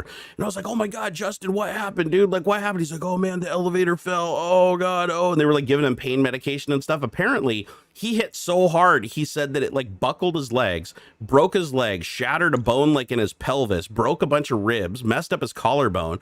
Basically, he was like in traction for like 6 months. He got fired because Microsoft's like, oh, abandonment of duty because he didn't call. Like, because Microsoft's so stupid, he didn't call in. You have to call in within 48 hours if you're gone. Otherwise, you're abandonment of your job. And so he didn't call in because he was in a hospital jacked up on drugs and nobody called in. So they're just like, oh, abandonment of job. And it's like, what the hell? Like, I went and talked to his manager and he's like, yeah, they eventually went through with the paper and he ended up getting like his paycheck for like 6 months and then basically let him resign so it didn't look bad. Sheesh. It was really stupid. But the thing that really like broke my heart was I didn't see him for like, I want to say 2 or 3 years. And then I get a call out of the blue on my phone. He had my phone number and he never called me. And I get a call and I answer. I'm like, hey, what's up? And he's like, hey man, it's Leonard. And I'm like, wait, no way, dude. Like, dude, what's up? He's like, hey, yeah, sorry, I didn't call. And I'm like, man, what is going on? And basically he was talking really slow and he was trembling and stuff. And he's like, he has to permanently be on so much pain medication because of all the nerve damage that it caused. Oh, that for the rest of his life, he basically just has to pop like 5 pills every like 2 hours. And luckily it kind of ended a little bit better. That fast forward about 5 years and now he's about 80% what he used to be. So he recovered a lot of it. His speech is much better. He lost a bunch of weight because he was a really big guy like me. And so now he's moving a lot better and things are better, but he's still having to take like pain medication for the rest of his life. And I don't know if he ever won the lawsuit. I never talked to him about the lawsuit because it was a sore subject, but the lawsuit with Microsoft was lost. And so he still was responsible for the legal fees and everything on that. So so now he doesn't have a job. He owes lawyers money and he's not getting any payout. And he had to cover the medical expenses, but he did have the insurance. So the insurance covered the lion's share because he had Microsoft insurance. But still, it's like, dude, that like when I saw that, I swear I didn't go on the elevators for like 2 months. For like 2 months after that, I was like just taking the stairs because I was scared to death of the elevators in the buildings. Man, I bet. Dude, it freaked me out. And then the second one, which is the creepier story, and by creepier, I mean, we don't know, we still to this day don't know what happened. There's a guy named Thomas Alkire. And the only reason I'm saying his whole name is because if you guys find Thomas Alkire, who worked at Microsoft, please let me know if he's still alive. Because we had a guy that he was under a desk working on computers in the main lab in 3549 room in building 26. And he was under a desk wiring up computers and he got up and he banged his head on a metal wedge that goes under the desk that holds the top on. He pulled his head up and he hit it in like an axe blade. It just like went into his freaking head and he was bleeding. Like he came out from under the table and he was like, what's going on? Like blood coming down his face. We were like, fuck. We go get the medical kit or whatever and yank all the gauze out of it and stick it on his head, call 911. The emergency response to Redmond is like, I mean, I swear to God, it was like under 5 minutes. They were in the room. Dude, I bet Microsoft got their own station on campus. Yep. So he was gone for a week, like 7 days. He was gone, and then he just shows back up to work, and he's got like some hair shaved off and stitches in his head. He's a whole different man. And he's a whole fine. different person. He claims, oh yeah, no, I'm fine, man. It's good. Yeah, he's functioning. He's like, yeah, hey, what's up, guys? And good for him. He seems a little off. No, wait, it doesn't end yet. It doesn't end yet. He seems a little off. And he's like just rambling on about, I mean, he's going full Gary Busey, if I'm honest. Like this is the Gary Busey thing. He just didn't seem like he was the same guy. But then he started like saying crazy shit. He's like, he brought a rock into work, and it was clearly just a rock. There was nothing fascinating about this. If you look at it, he's like, hey guys, I found a dinosaur egg in my yard, in my backyard last night. And he's like, dude, this thing is like, I'm afraid to even hold this because like the government might want to take it from me and stuff. And we thought he was just fucking around. We're like, is this guy just joking? Because we were all pranksters. And he wasn't. He brought in like more rocks the next day, and he's like, dude, I found more eggs. I wonder what's going on. We're like, okay, this is something ain't fucking right here, right? So then he disappears from work, doesn't show up for like another 3 days. And so my boss is like, sorry, we have to write him down as abandonment. Like we're gonna have to fire him because he hasn't called in 3 days. And so they fired him. And then he shows up like a week later. His badge doesn't work. He goes to the front desk. He calls up to the manager. I go down with the manager, and he's like, hey, what's up, guys? Like, and he's like, you don't work here anymore. And he's like, sure I do. What do you mean? I've been working here all week. He's like, sure I do. No, I work in the lab or whatever. But he was off. He was really, really off. So we were like, what the fuck is going on? So so my boss told him, hey, you need to turn in the laptop that you have because he had a company asset laptop. And he just disappeared after that. Like we couldn't get a hold of him. We sent one of the people on our team was good friends with him. They were like best friends. He went over to his house the next night to check on him because I was like, dude, I'm worried about this fucking dude. Like, can you go check on him? And he went to his house and the front door was open. All of his shit was gone. Like all of his clothes, his room was ransacked. And he had like 100 holes in his backyard where he was just digging holes. He was just digging. He was unearthing his whole backyard. And so he just disappeared. And so we called his mom because we had his emergency contact on file. So we called his mom and we're like, hey, have you seen your son? He has a twin brother too, which is weird because I keep seeing his twin brother around town. And I'm like, oh, hey, Tom. And it's like, no, it's his brother. Have you seen your brother? No, I haven't seen him. So nobody knows what happened to this dude. This guy completely disappeared. Nobody to this day still knows where the hell he is. Like, wow, just disappeared off the face of the freaking planet, dude. And we never ever like, and still like every year we'd go do this thing where we just go search and try to find him, and we couldn't find him. And so who knows, maybe he like got caught up in some shit. I know he was kind of a little bit of a gambler, so it's possible he might have had some gambling debts or some shit that like, his brain injury didn't allow him to evade anymore, or he forgot about it and didn't pay back. I mean, there was all kinds of speculation that we had, but we could not find this dude. We never got the laptop back, which is no big deal. Like Microsoft honestly doesn't care in the end. Yeah, but not that bad. But yeah, that was a really weird one where it's like you have this person who's like a longtime member of the team, and he hits his head, and then he's finding dinosaur eggs and thinking there's a government conspiracy to take his dinosaur eggs away, and then he just disappears. Wow. I was like, and his mom doesn't even know where he is. Like we called his mom and we're like, hey, he's not in trouble. We just want to know if he's okay. Yeah. And his best friend couldn't even find him. Like his phone was disconnected or he wasn't answering it. It was weird. And the guy, his best friend who worked there in the lab with us, he tried to get a hold of him for like 6 months after that. And we were always asking him for updates. Like, did you find him? Have you talked to his parents? Oh yeah, I talked to his parents. I went to his house. I talked to his uncle. Like nobody knows where he went. He literally just grabbed his shit out of his house and he's probably in a beach in like, Guadalajara or something. Who knows? Like it's just, that was one of the weirdest stories. That's the only story that's weirder than the 3 admins that embezzled like $8 million worth of stuff and like all went to jail.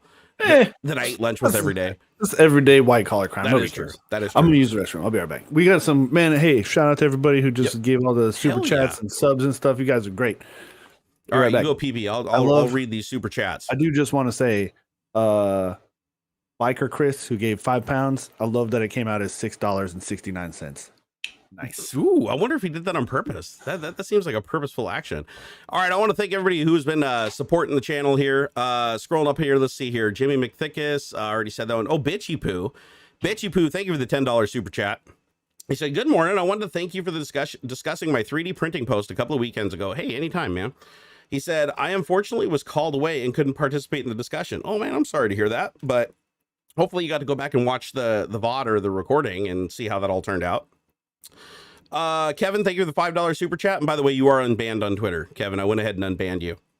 You know why? Because you were nice and you apologized. And that's literally all it takes.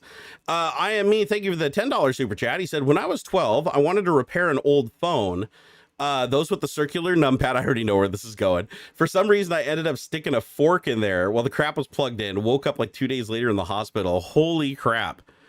You know what's funny is the voltage that comes through on those tiny little wires is actually pretty formidable.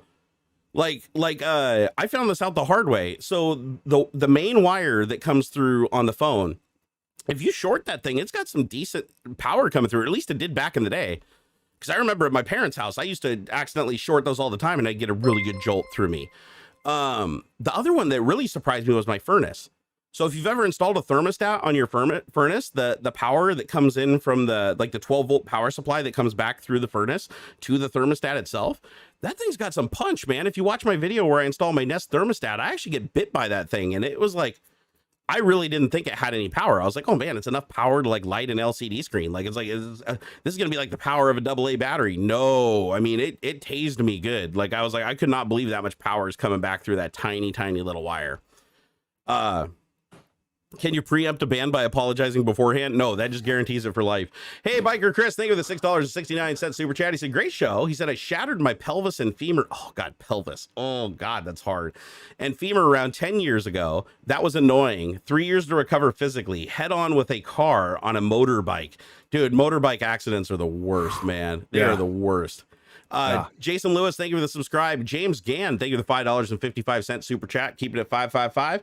And then we got old Pup Ship. Oh, by the way, Biker Chris, did you mean for that to come out to $6.69 in the conversion? Because if so, nice. Pup Shepherd, thank you for the $10 super chat. He said, do you think movies about making a movie? Wait. So do you think movies about making a movie, they show the real video village, or do they make an entirely separate set with all the grips, cameras, etc., just for the story?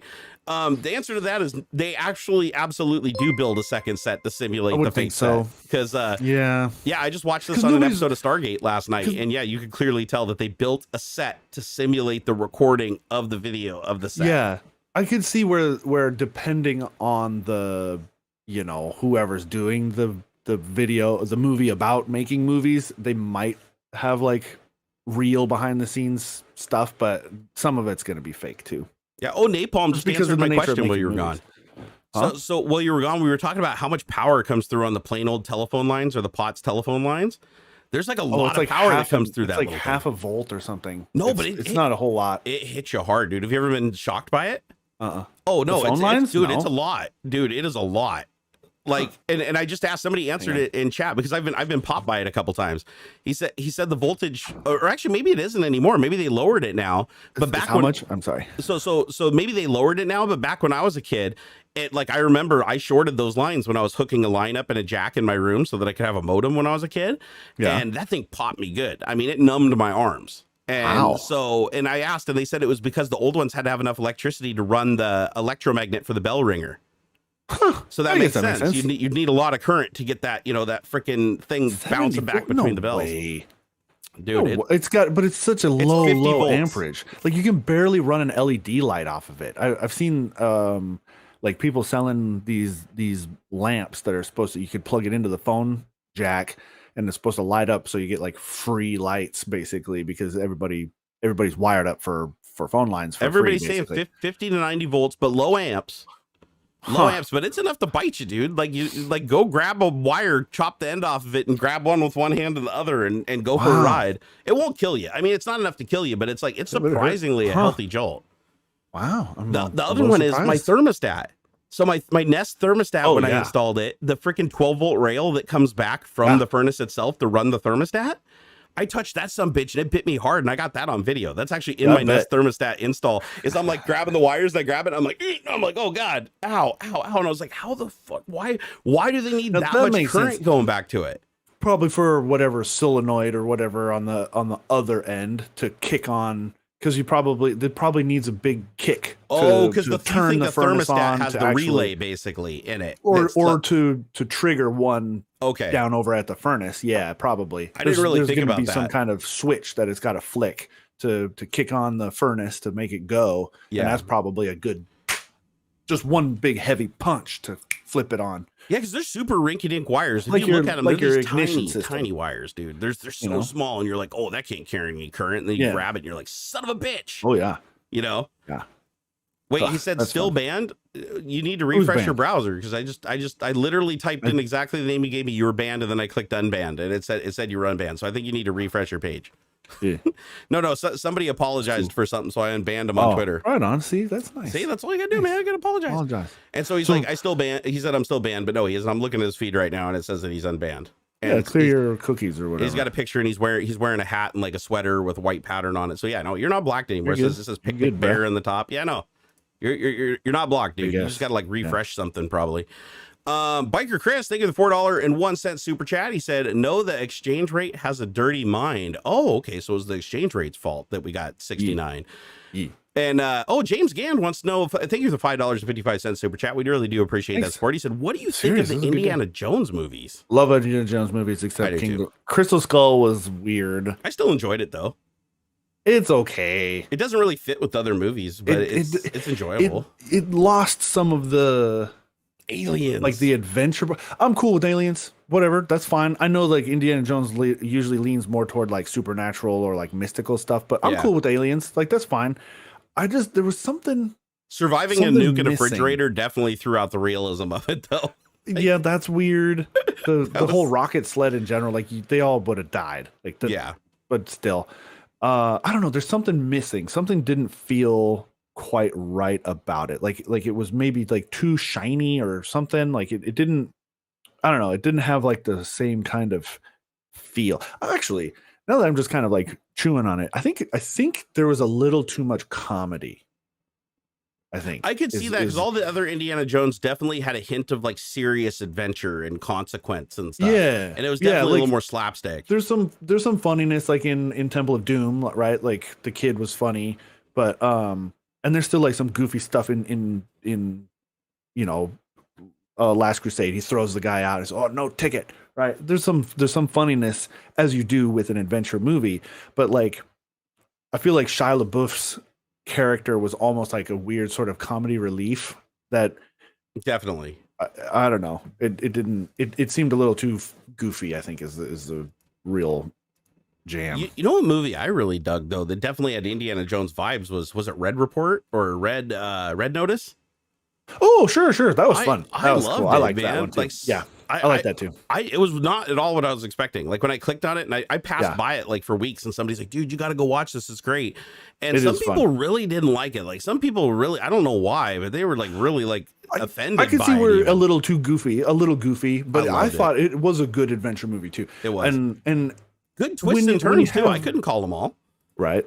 When you have The Rock and Ryan Reynolds next to each other, you have to you have to expect some like a 50-50 comedy / adventure because both of them, that's what they do, right? Like all of the Rock adventure movies, they did a killer job with that, all the cast and stuff. So it's good. If you haven't seen it, I highly recommend watching that movie because if nothing else, the thing I liked most about it was there's tons of twists through the whole movie. And a lot of the twists, they lead you in one direction so that you're 100% sure that something is the way it is. And then they just flip it around on you. And I love twists like that in movie. You know, I love the whole like M. Night Shyamalan approach of it. It's a twist. You know, it's like that's what I felt like that movie. I had people message me going, oh man, it was so predictable. And I knew everything that was going to happen. I was like, bullshit. Like, there's no way. I'm a good guesser when it comes to movies too. But like, I try not to I like to suspend my disbelief and all that stuff. I want to be told a story when I go to movies. I'm Gus said he's not a big fan of Ryan Reynolds. That's okay. Whatever, man. But he's a national treasure of Canada's. Of Canadians, yeah. I love Ryan Reynolds.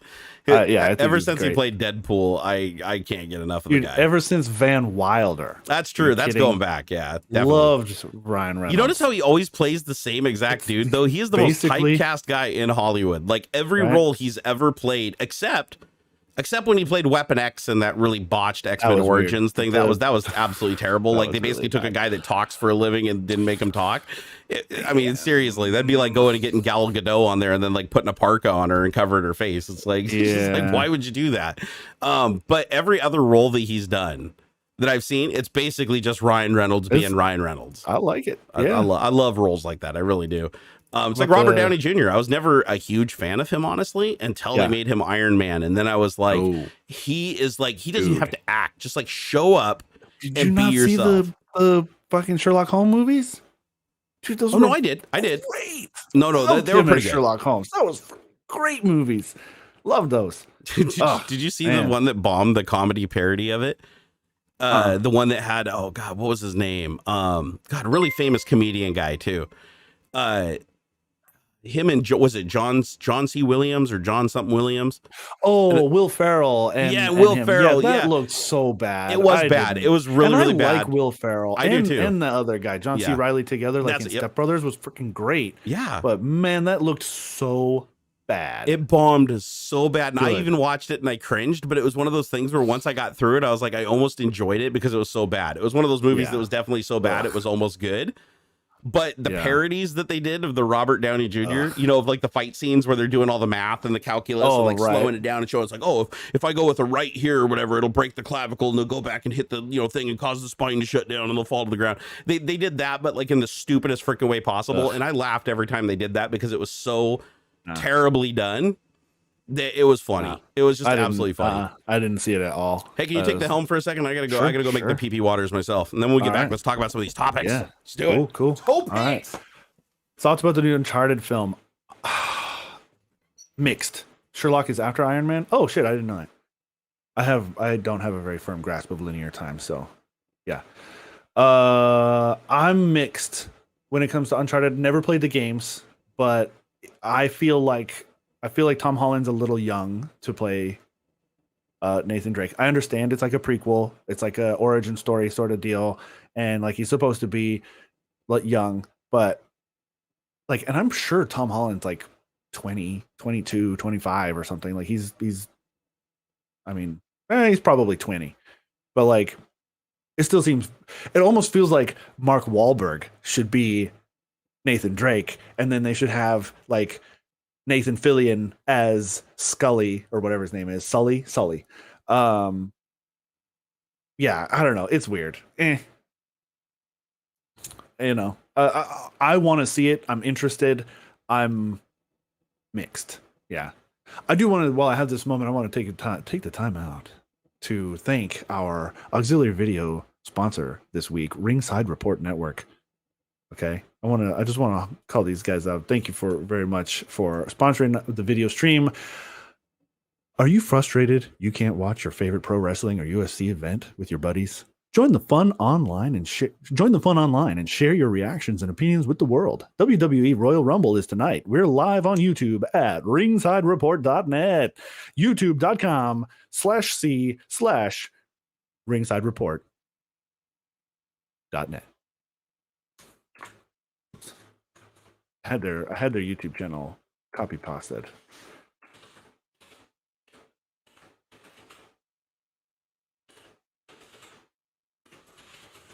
I need to get RTX voice installed so that Tom Holland's the same age as my son. He is 25. Tom Holland is 25. He's the decade younger than me, and he looks like he's 17. So go check these guys out. Go check out ringsidereport.net on YouTube. There is the link. It looks like pretty good stuff. I'm not a wrestling fan guy personally, but the two guys who are running this show, man, one of them is former pro or is pro. I didn't catch exactly how they presented themselves, and the other guy's super fan, so they seem legit. They know what they're talking about. Go check them out. Ringside. What's the name of their channel? It's called the name of the channel is ringsidereport.net. Okay, cool. Yeah, all words, the URL was a little words, small. all put together. Yeah. Go check them out. Thank you guys very much. Show them some love. Show them that their money was well spent for sponsoring the auxiliary video stream. Thank you all very much. Yes. Yeah, and by the way, all the proceeds from those go to Mr. AuxZillary there. That's his right. That's the way we get him paid. Thank you for supporting my side hustle. Actually, it's going straight to doing some moves behind the scenes here. So thank you all very much. Yeah, we want to support Ox. He's got some big vision. That's right. And I want to see where that goes. Mainly because I want to exploit the ever living shit out of it. Hey, it'll go back and forth. I'm gonna be like, I need a PC. I need a That's PC right. over here, man. Come on, help a brother Actually, I don't know if I want to show it now or show you afterwards or whatnot, but I want your opinion on some things. Oh, definitely afterwards, man. Let's keep it secret until it's ready for prime time. Cool. Hey, beer money, yeah. Right. Parts money. Oh, parts money? Yeah, definitely. Yeah, man, I buy PC parts with this stuff, man. Dude, this is not the time to be buying PC parts, but you got to build something, right? And people are paying a premium, so. I mean, it's really only graphics cards that are kind of out of whack. The rest of it's not so bad. Actually, dude, have you seen the car market? That's true. I am about ready to drop my Subaru. Like, I love my Subaru STI. I love it so much, but it's like I can't drive it like it needs to be driven. And I'm like, you know what? I just went and looked it up on Auto Trader with the mileage on my car, and even in the shitty condition it's in, I'd get about $29,000 for it. I paid $24,000 for it. Wow. So I would literally have the car, drive the piss out of it, put like 70,000 miles on it, and turn around and sell it for like $6,000 more than I paid. Huh. Or not six. Wait, what it would be? $5,000 more than I paid. Yeah, that's wild, man. Like the market is just hot. But on the flip side, it's like if I sell it now, is it going to even go up more later? Hey man, you can't time it. You can't. Either do it or you don't. Yeah. I say the same thing about buying computer parts, right? You can always wait 6 months and get something better. But how many times are you going to do that? You can always wait for something better. Just buy the best you can with the money you got right now. Totally. You know. Absolutely. Oh, it does fit. That's funny. It does. The whole thing doesn't fit with the headphones, obviously, but yeah, that's funny. Yeah. Luke, I am your father. He never says. I know. I am your father. No, I am your uncle. your father's brother's uncle's roommate's former roommate. So what does that make us? Absolutely nothing. Oh my god. So guys, if you have a car and you need money, go look on Auto Trader and see how much it's worth. You might be surprised, because like I was looking, it's like Honda Civics and stuff are like way up. Subarus are way up. If you have anything that's even remotely a sports car, like it's way up. Like I don't know why why is it? Does anybody know, like, why the hell is the car market so crazy right now? Chips. Can't buy chips to build new cars. Really? Yeah. But like even old cars becoming this desirable, it's weird. Because the new inventory is so super low, and costs are jacked up on new cars too. And then so it just trickles down. That means people are more interested in trying to buy used cars. And that pushes the price up there too.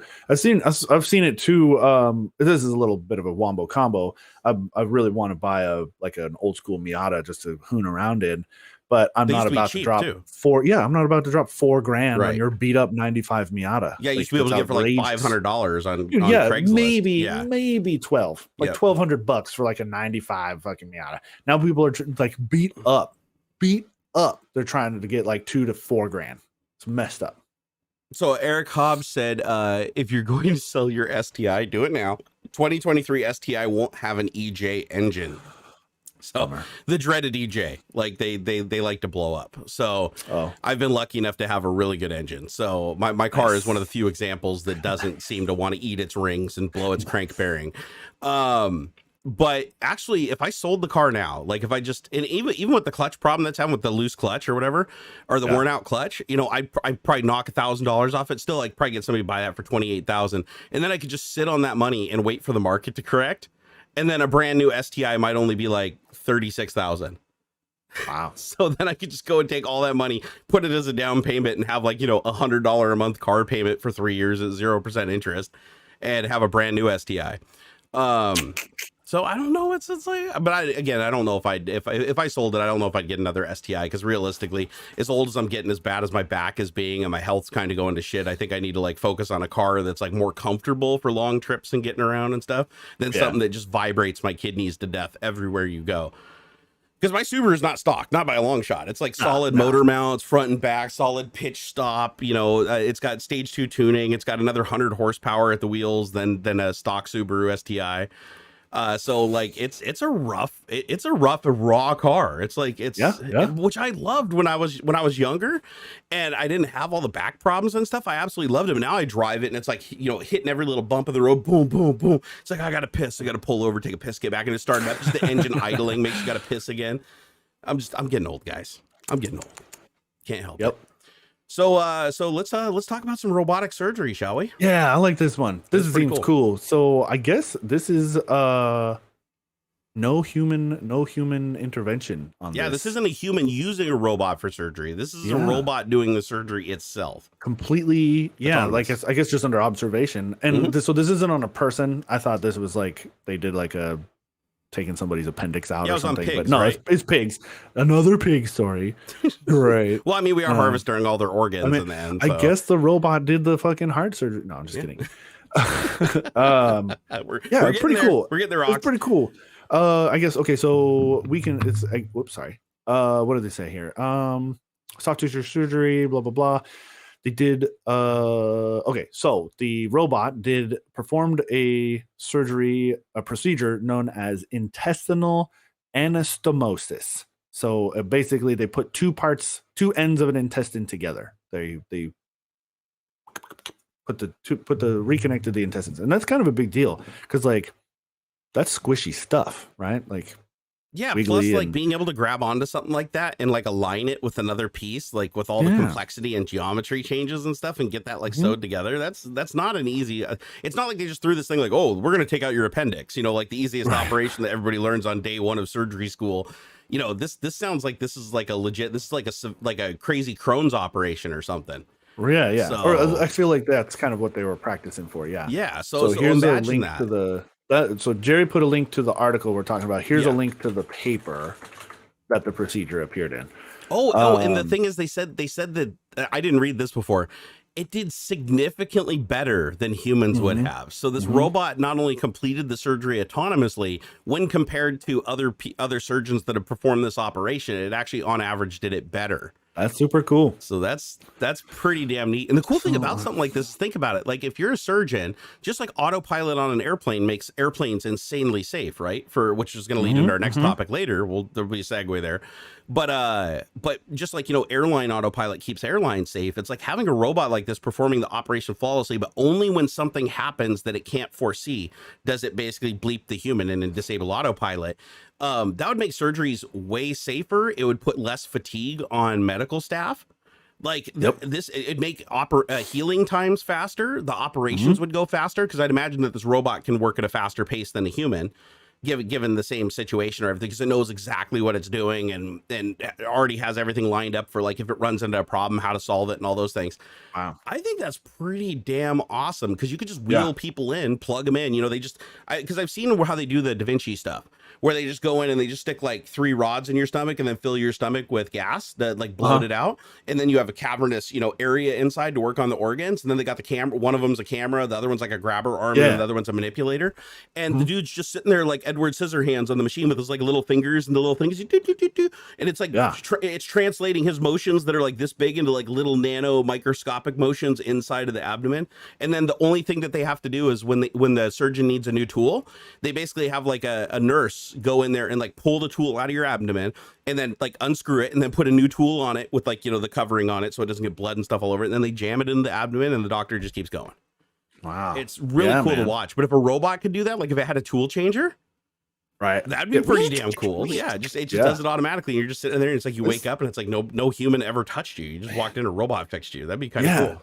Yeah, this is kind of a big deal because like so in the from the abstract of the paper, it says autonomous anastomosis is a challenging soft tissue surgery task because it requires intricate imaging, tissue tracking, and surgical planning techniques, as well as a precise execution via highly adaptable control strategies, often in unstructured and deformable environments. So basically, like you can plan ahead all you like, but this stuff is really soft and squishy, and so it changes like as you're doing it, right? Yeah. And they go on near the end of the abstract. It goes on. They compared the enhanced autonomous strategy, blah blah blah blah blah. They compared both data. It says here we compared the anastomosis quality criteria: needle placement correction, suture spacing, suture bite size, completion time, lumen patent. patency and leak pressure. They compared their fully autonomous system, manual laparoscopic surgery, so no robots involved at all, and then a robot assisted surgery, which I think is what you were talking about, the Edward Scissorhands thing. Yeah. So they compared these 3 different ways of doing it. They compared their phantom model, indicated that their system would be better than the other 2, but then they said their data was replicated in the in vivo models, so that's them actually doing it on actual pigs, and it's better. It was better. High levels of autonomy have the potential to improve consistency, patient outcomes, and access to a standard surgical technique. So, like you were saying, this sort of proves that you could just wheel somebody in, make sure everything's set up right, and then just sit back and watch, make sure that it works out on what is apparently a rather complicated surgery. And that's super freaking cool. Well, like one of the things the Da Vinci system does, which is, again, laparoscopic and robots, but it's just the human is controlling the robot instead of the robot. The robot still does a lot of it. Like if you look at it, it's like it has a filter on it so that if you have involuntary motions, it can determine if it was involuntary or purpose and filter it out. So like if you're a doctor and you got your hands in the machine or whatever, and you know something touches you and you got to like slap yourself or pull your hand, rip your hand out of it, it doesn't like slice through your patient. It'll know that that's a movement that would result in something bad. So it just doesn't do it. And it said it can also filter out shakes. So if you're, surgeons generally have really steady hands, but still, if you were jacked up on caffeine or getting tired or something like that, and you started picking up a shiver or having an involuntary muscle spasm or something like that, the machine can detect it and filter it out. So that doesn't translate into you cutting the patient wrong or doing something wrong. And I was like, dude, that is really cool. Like if you imagine the software and the technology that goes into something like that being medically approved, considering how hard it is to medically approve devices. Oh, I know, right? Like that software's got to be like dead on the money, right? It's like, there's a big difference between, say, the autopilot that keeps you in your lane on the road and the thing that you trust in an airplane that's flying around, 900 passengers or whatever. So so there's a big difference in like the level of loss of life if you get it wrong. Right. And so they tend to test a little bit more in medical devices. God, I want to say like medical authorization for devices like that takes like 10 years. It's a long time. I bet. So that Da Vinci's been in development for a very, very long time. But it also lets doctors do telesurgeries like over the internet. Oh, which yeah, really man. They've cool. done that a few times. That's good stuff. Yeah, so you can literally have the doctor like in New York and the medical staff hooking doing heart surgery like from the other side of the country. That was one of the big, not just on another side, but in another country. Yeah. Like I remember one of the big like hurrahs of it working was, I want to say the patient was in like Germany and the heart doc was in New York. And yeah, it was like real time. Guys got like little fingery thingies and he's controlling the robot and it was totally it's like great. Ultra low latency. Cool, the robot can compensate for the lag and everything like that. It's super cool. Yeah, super cool stuff. But like transitioning in from autopilot, let's talk about the 5G and the airplanes. So this is a weird one. This is weird. It's been all over the news here. This has been talking about for like the past year how the FAA is like, oh, you can't have 5G towers near our airports because this bugs me the shit out of me because it might interfere with their radio enabled altimeters. So like their concern is that the radio triangulation. Yeah, during low visibility landings, you might have like a fucking Die Hard 2 situation where the guys just smash into the runway because they don't know how high they are because 5G cell phone towers are messing with their signals. Yeah. This seems so weird and so out of touch to me that a federal agency, one federal agency, would fight with another over this stuff. And they are. When I think it's been over 5 years now, they said that like you can have your cell phones on, like it's okay. And I think they left it up to different airlines to whether or not you turn them off or whatever. But like they proved, the FAA said, yeah, cell phones, you're probably fine. You can totally leave them on. Yeah, no modern airplanes use any avionics systems that overlap the frequencies cell phones use. Mythbusters went through the whole thing too of like, dude, if there was any way that like some radio broadcast of whatever flavor you want, whether it's cell phones or your fucking FM radio or Bluetooth or whatever, was going to mess with the airplanes, they'd have known about it. Somebody would have hacked, would have brought on some sort of transmitter and been beaming airplanes out of the sky a long time ago. and they already did the testing. They already said that the FCC or whatever cleared them and said that the testing, there's no overlap. Yeah. Like even though they use similar frequencies, like the broadcast range from the towers and everything, like there's nothing. Yeah. And other countries have been doing it for years now. And it's totally fine. There's no big deal. I don't understand where this is coming from when it totally feels like they're just making it up.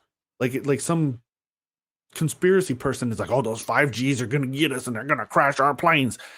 And it's well, just to clarify, it's so weird. So Louise and Chad is saying that the radio altimeters do rely on 5G, and there's no question there. That's where the argument is that 5G overlaps the frequency range that they use, but they already tested the distance of the towers, and the power of the signal from the towers does not interfere with the landing of the plane, like the testing that they've already done. But SeaTac here in Washington got like weird about it, and they're like, these towers can't be this close to the airport. And the problem with them not being that close to the airport is they even said they'd turn them down.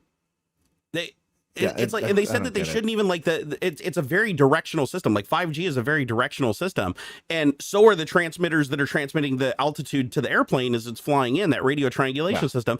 It's not going to listen to another transmitter that's like directional off in the distance, that's a completely different power, completely like Hobbs said, different antenna placement, different power limits. But even so, the cell companies even capitulated a little bit and said, listen, we'll go ahead and drop our power down to half for our towers that are within like 5 miles of the airport.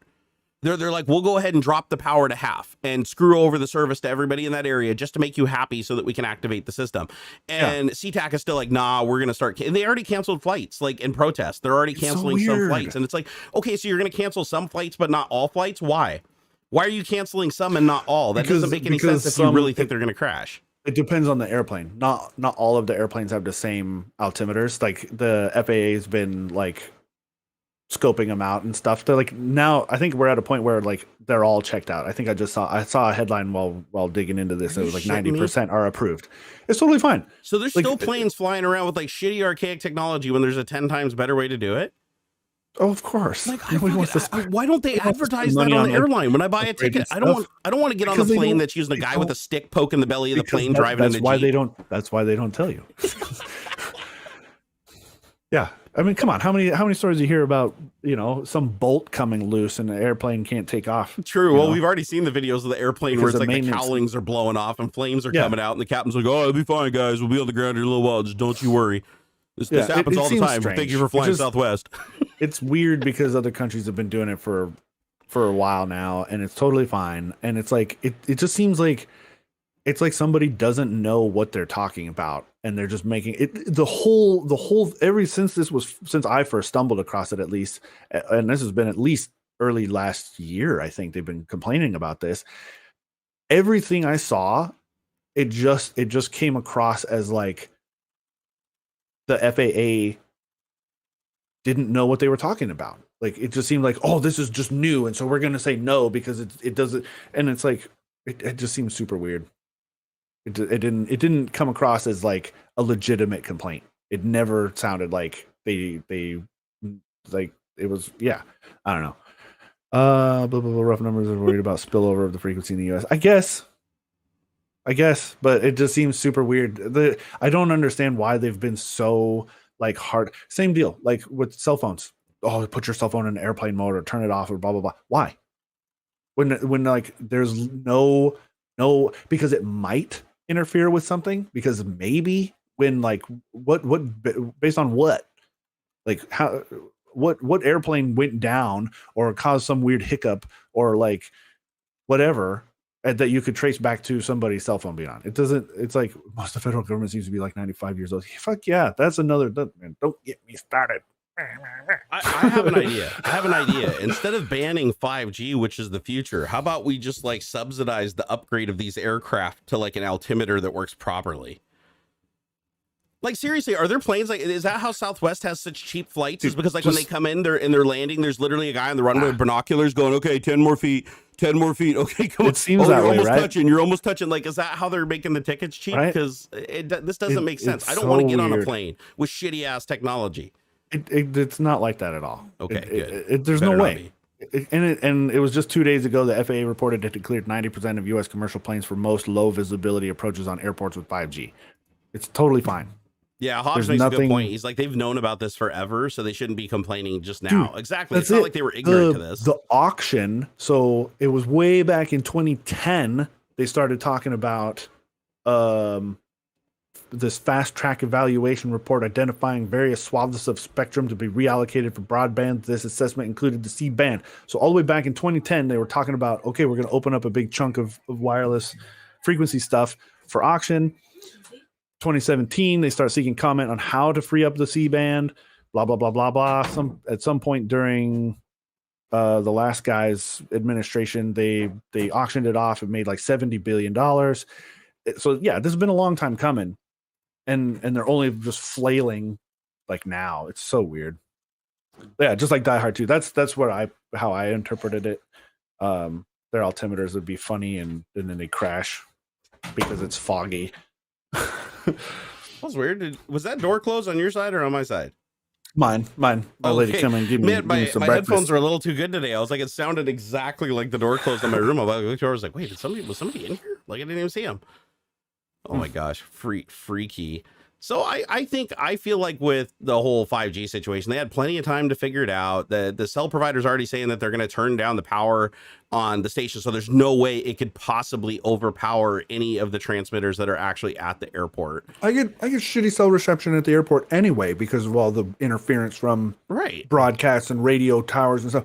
If I'm in the terminal, I get shit cell phone and I imagine it's because of the overabundance of radio frequencies in that area. Like you're just bathed in it. So I'd join the Wi-Fi. I don't know. What do you guys think in chat? Like, Hobbs said, most of the reason planes are so expensive is not because of the actual materials and the manufacturing labor. It's the amount of money that goes into certification. Yeah, okay. Like I believe tested that. and that kind of thing. No, I believe that. Again, it's an issue of potential loss of life, right? Like if a bunch of airplanes start because if a bunch of airplanes start crashing because nobody's going to trust them, and the airline industry will go down the toilet. So you have to have it be super trustworthy and super safe. So they have to, but the other thing too is there's also, anytime there's bureaucracy, especially here in the United States, it's monetized heavily. So you can guarantee that about 3/4 of the money that goes into the certification is for useless aspects or overcharging, Well, welcome to America, man. Welcome to America. But yeah, I want my 5G. I don't even have a phone that does 5G yet, but I will soon. Same. And I want my 5G. I want my beam steering and my high bandwidth and all the good stuff that comes along with it and the low latency. Like, bring it. Yeah. Like, I don't want the local airport. Like, that local airport already screwed us out of drones. Like, they keep, like, God, last time I tried to fly back in the day, I tried to fly my DJI Mavic. It's like, oh, you can't fly your drone anymore, where you've been flying your drone for like the last, 5 years, because the firmware update shows that there's now a private airport like within 5 miles of you, which is basically a dirt field in somebody's, farm. And because it's been registered as an airport with the FAA or whatever, now I can't fly my damn drone anymore, even though the only thing that takes off and lands from there is like ultralights. Yeah. God damn it. Yeah. So yeah, shit like that annoys me. Now, don't get me wrong. I'm not saying like you shouldn't be flying drones around international airports and airports with commercial traffic. Absolutely not. That's dumb. And I would never do such a thing. But I just think it's silly that shit just keeps getting worse and worse and worse. And they keep choking everything off to the point where you're not going to be able to fly a drone anywhere. Because there's like, it's going to be like no flying drones here, no flying drones here. Oh, the drone won't even take off here. Oh, this is registered as a no-fly zone. Then everybody in America is going to register every property as a no-fly zone. And pretty soon the only place you'll be able to fly it is like in your front yard. And that kind of defeats the purpose of the drones, because in my opinion, but it's just an opinion. Let's see what else. Oh, so this morning, this one I just popped in there last minute. I could not believe how many people are getting popped for like cheating in the professional gaming.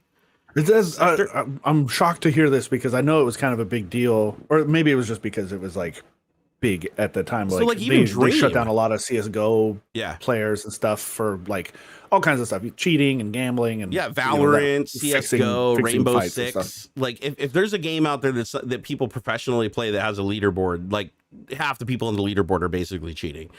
But it's a lot of these streamers. I was watching these YouTube videos this morning. They just popped up in my feed, so I started clicking on and watching them. But it was like all these Twitch streamers over the years that are professional gamers that completely have deleted everything and just disappeared off the internet because they got caught cheating. Because like on their stream, they accidentally like left their cheats enabled so that they could see them on the stream, or they had their cheats enabled and then they were sending the video from the game, not the overlaid cheating on the game, so that the people on the stream would see one thing and they'd see another, but then they'd like reposition the camera or capture the wrong window on the desktop and you'd see that they were cheating. And it was crazy. Like a lot of freaking people have been cheating, and even like professional level people that played at the top of the game that were like top 10 on these leaderboards and stuff for like what was it, Call of Duty Modern Warfare or whatever. It's freaking crazy. Sorry, I saw something that made me laugh. There we go, done. That felt good. Oh, I got him before you did, Hobbs. I got him before you did. It says Hobbs got him. Damn it! On my side, it says I did it first. I thought I got him first. Damn it! That was like that was a race. I think I know who it was too. It's this guy who's been going at me over here on Twitter. That's pretty funny. Actually, that's a good topic. Why is it that everybody that's a total freaking asshole, their bio is like, I love Jesus, Matthew 15:15, and Christ I trust with the Christ, and they're like, you fat fuck. Why are you such a fat fuck? It's like, what the hell? Every single time I see somebody like taking a go at me on Twitter, I click on their thing and it's like everything in their bio is like, oh, I loves Jesus and I follow in his ways and everything. And then you look at their thing and they're just going after people, telling them that they're fat pieces of shit, they should kill themselves and stuff. I will never understand. Never understand that, dude. It drives me absolutely nuts. It's not everybody, but it's a concerning majority that I see as people just hiding behind like faith and religion is like that somehow labels them as like a good person, and they're just absolutely do nothing but shit things. Shit things. So I just had to say something about that because that was going on Twitter right now and I'm just having a heyday with it. So oh, he deleted his tweet. Oh my gosh. Oh, what a little chicken shit.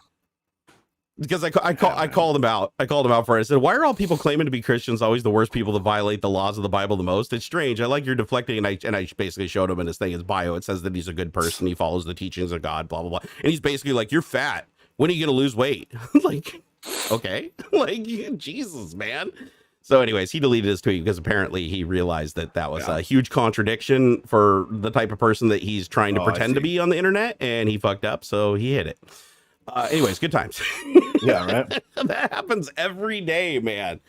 Every day. Oh, Unity Tech said he reported it.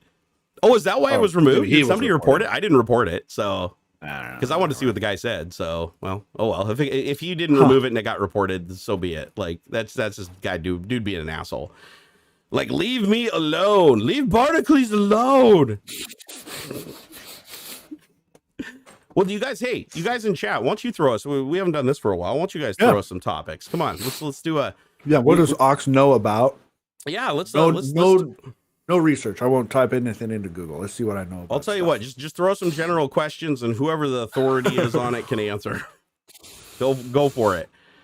I'm sure we'll get some good ones. Yeah, let's cool. We'll do a AMA, I guess. Oh, Bass said, remember the world record Donkey Kong player that was stripped of his title a few years ago for cheating? Yeah, that was a big deal because like his record had lasted for a long time. His entire career, his entire everything, books that he wrote over the years, everything was based on him winning, and it turns out the whole time he was cheating with custom electronics.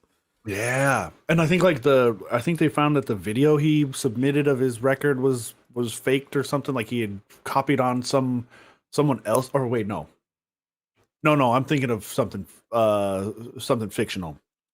Never mind.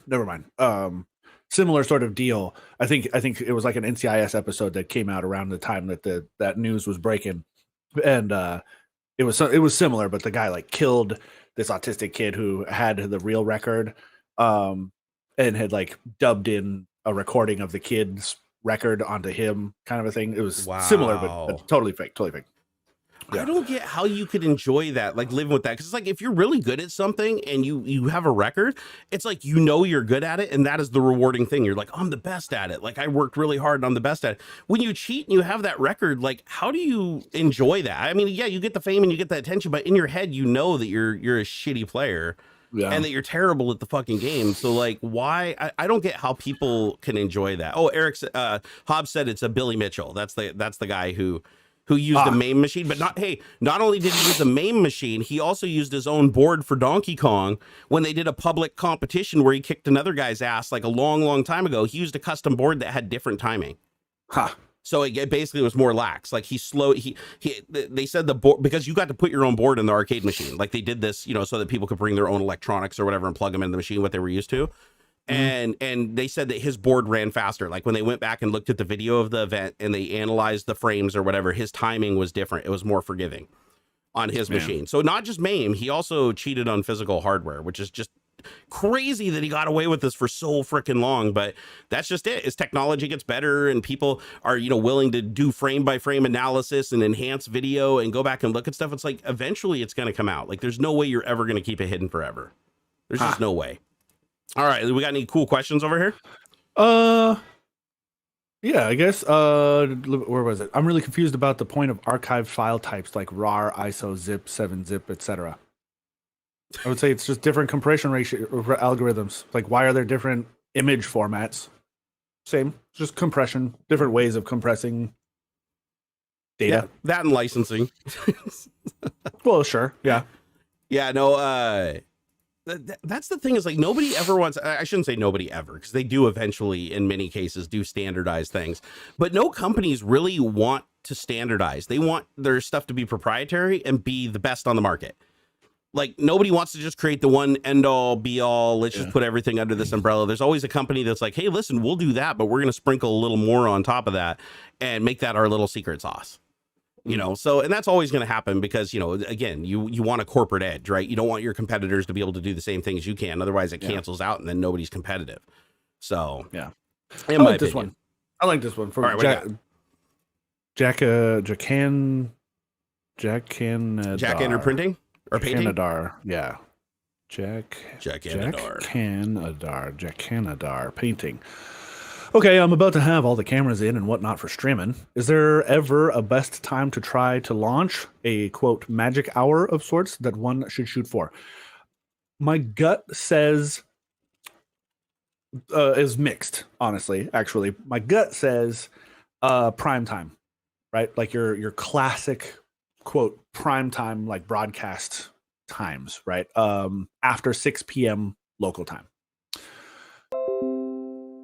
Now, you have to think, though, is that going to be right? Because how many other people are going to be streaming at that time? I would say it's going to depend, really, on your audience. If you already have an audience maybe somewhere else, like look at your analytics and see when people are engaging with your content on other platforms, like Facebook and Twitter and Instagram and stuff will tell you, like, the demographic of these people, when they are most active, and that sort of a thing. But really, I don't think it matters all that much, because whenever you stream, you will attract an audience based on that time, and if you're consistent, that I think is more important than the actual time. So pick what works for you, and that you can consistently show up at that time, and go with that. Consistency's big. Because like when I was streaming PC builds for Puget Systems, I did it from noon-ish to about 6 p.m. Pacific Standard Time. A huge, like, my analytics said that most of my viewership was coming from like the East Coast, United States, but I know for sure my most engagement, the people who were actually like chatting and stuff, were actually like UK, because it's 8 hours ahead. So like when I started, it'd be about 8 p.m., 7 to 8 p.m. for them. Great Britain, the island, and then on into EU. And that's perfect. That's the perfect time. That's when people are sitting down, dinner's done, they've watched whatever show it is that they're going to watch on Netflix or whatever, they've helped their kids with the homework or whatever. At about that 8 o'clock round time is when people are like, cool, done. Let's just unplug and consume. Right. Yeah. Yeah, see, like for us Western Europeans, this is the only stream we can reasonably watch live. Yeah, because it's about nighttime. It's about night, just about almost bedtime for a lot of you guys out there across the pond. UK You're is an some atheist. Who do you think? I was like, science. Hey, I'm sorry, look, I like look, that one. Sometimes, I like that one. sometimes it's pervasive, right? Like I said, oh my god, and even though I'm not a hard believer, right? You say it, but like, do you mean it? You know. So Yeah, I don't really consider myself like that much of an. I'm not like a card carrying atheist. I'm more of like an agnostic because I'm like I'm not even going to pretend to understand how like the universe works in its infinite complexity. But I'm sure as hell not going to think that there's like a sky being that can cure cancer that chooses not to cure cancer. Like you know what I mean? It's like that doesn't make any sense. That makes even less sense to me. So I'm just going to stick with the universe as the universe, and we'll figure it out as we go. Yeah, 6 p.m. GMT, 10 a.m. 6 p.m. GMT. Europe's +1. Yeah, that's great. Because Greenwich, right? Greenwich, I think, is in Britain. Dude, that is so weird that like my headphones have such a good soundstage, and I don't know why right now, because these usually don't have the greatest soundstage. That when your dog barks and the door is closed, like I actually hear it in the distance, like it's out back here behind me, like perfectly where it is in your room relative to your microphone. It's creeping me out. Yeah, Jakandar. Jakandar. Yeah, honestly, it doesn't matter. It really doesn't matter. Unless you're trying to target a very specific demographic, like, oh, I want to attract West Coast USA viewers. Well, then you're gonna have to stream at a time that is convenient for those people. True. But if you look at it, what am I able to do? What can I commit to? Right? Because like, man, there's no way I could just jump straight from clocking out at 5 o'clock and jumping straight to a stream like an hour later. No way. I got family shit I got to focus on. I need to unplug and unwind and like do shit before I can put myself into a mindset for streaming. So like I can't do that until like 8 o'clock for me.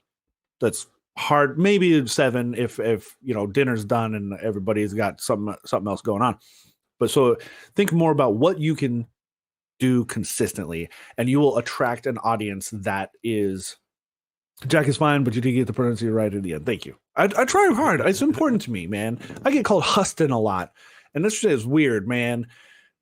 Like I'll accept Houston if you're from the East Coast, because like New York, that's how it is. But man, if you are at all like on the west side of the Mississippi, I will not accept anything but like Houston. Huston. Mr. That's Huston. super weird, man. I've had a guy email me like back and forth, right? We're having a conversation in emails, and he consistently spells it without the first O. And I'm like, bro, it's in my email signature. It's in the front of when you received the email, it's spelled out right there. My name is right there. Dude, Houston has a problem, okay? Why? I have a problem with you misspelling my name. No, it's not that big a deal. That's about consistency too, man. I don't care. You can call me Sally if it makes you happy. Just do it all the time. It's all that matters. Oh my god, the people that follow me on Twitter. What is roughly the percentage Americans, Canadians versus Europeans watching your stream? This one? Oh, that's got to be a Pup Shepherd's friend. That's got to be a Pup Shepherd friend. Jerry will have to tell you about our analytics. I know for me, when I stream, most of my viewership is USA. For me, it's definitely USA, but then so it starts out UK heavy and about the same UK and United States, and then it transitions into almost all United States, like as time goes on into the night. Why do USA use AM PM in timestamps? Because we're uncomfortable with military time. People can't do the numbers in their head, I guess. I don't know. Yeah, I think it's funny. Our own military doesn't even use the time that we're taught. Like. Yeah, like we should just get rid of AM and PM altogether. I don't know. And I think there's a certain level of critical thinking that does not occur when if I were to tell you, hey man, I'm gonna call you tomorrow at 6 o'clock. What do you assume? PM. Yeah. Right. And I'm probably because fuck man, I'm not getting out of bed. I'm not calling somebody at 6 a.m. I don't want to be called at 6 a.m. So there's like a certain level of critical thinking that also isn't occurring. Right. Yeah, but if they say like 9 p.m. through like midnight, then it gets confusing. What gets me funny is when people say it's like, oh, I woke up at 6:30 a.m. in the morning. I'm like, yeah, that's where the AM came from. Or you can just say 6 a.m. It's Hey, redundant. actually, I have a question for you, Mr. AuxxZillary, because I What? tweeted about this and I want to see what your thoughts are on it. Like, Uh-oh. so I made a little bit of a hot take on Twitter saying that I think that the majority of death Whoa. that occur. I know me. What? The majority of death can be linked back to misinformation.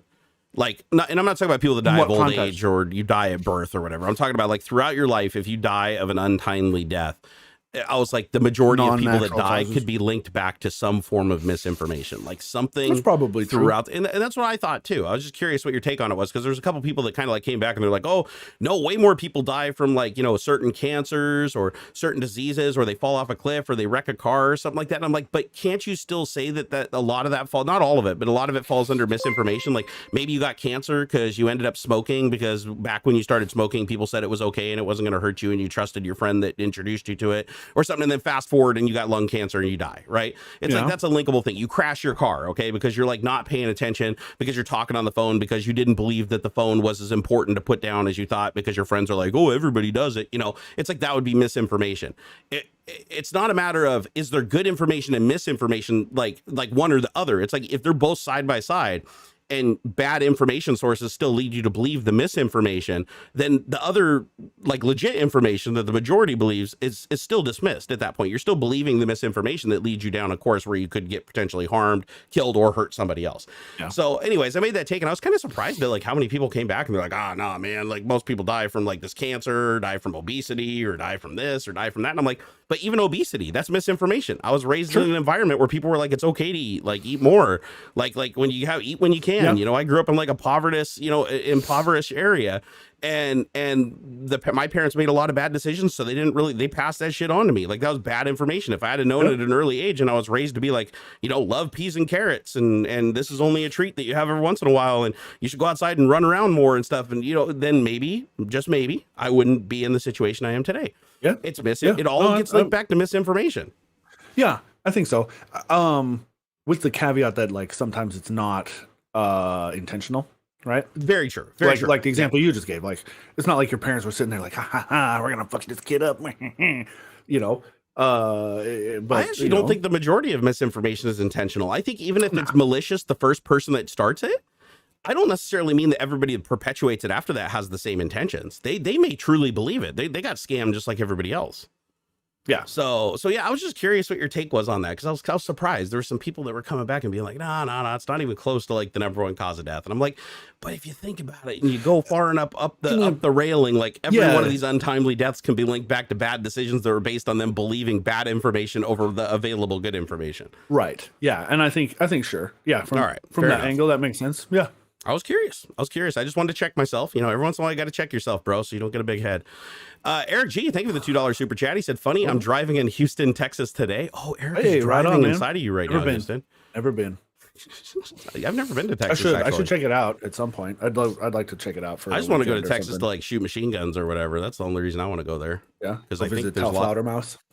Actually, a lot of them are down there, aren't they? Like, dude, a lot of people move to like Austin. Yeah, for like full auto gun channels and stuff like that. Yeah, because just in general, content creators. Yeah, like a good handful of the streamers I follow moved to Austin.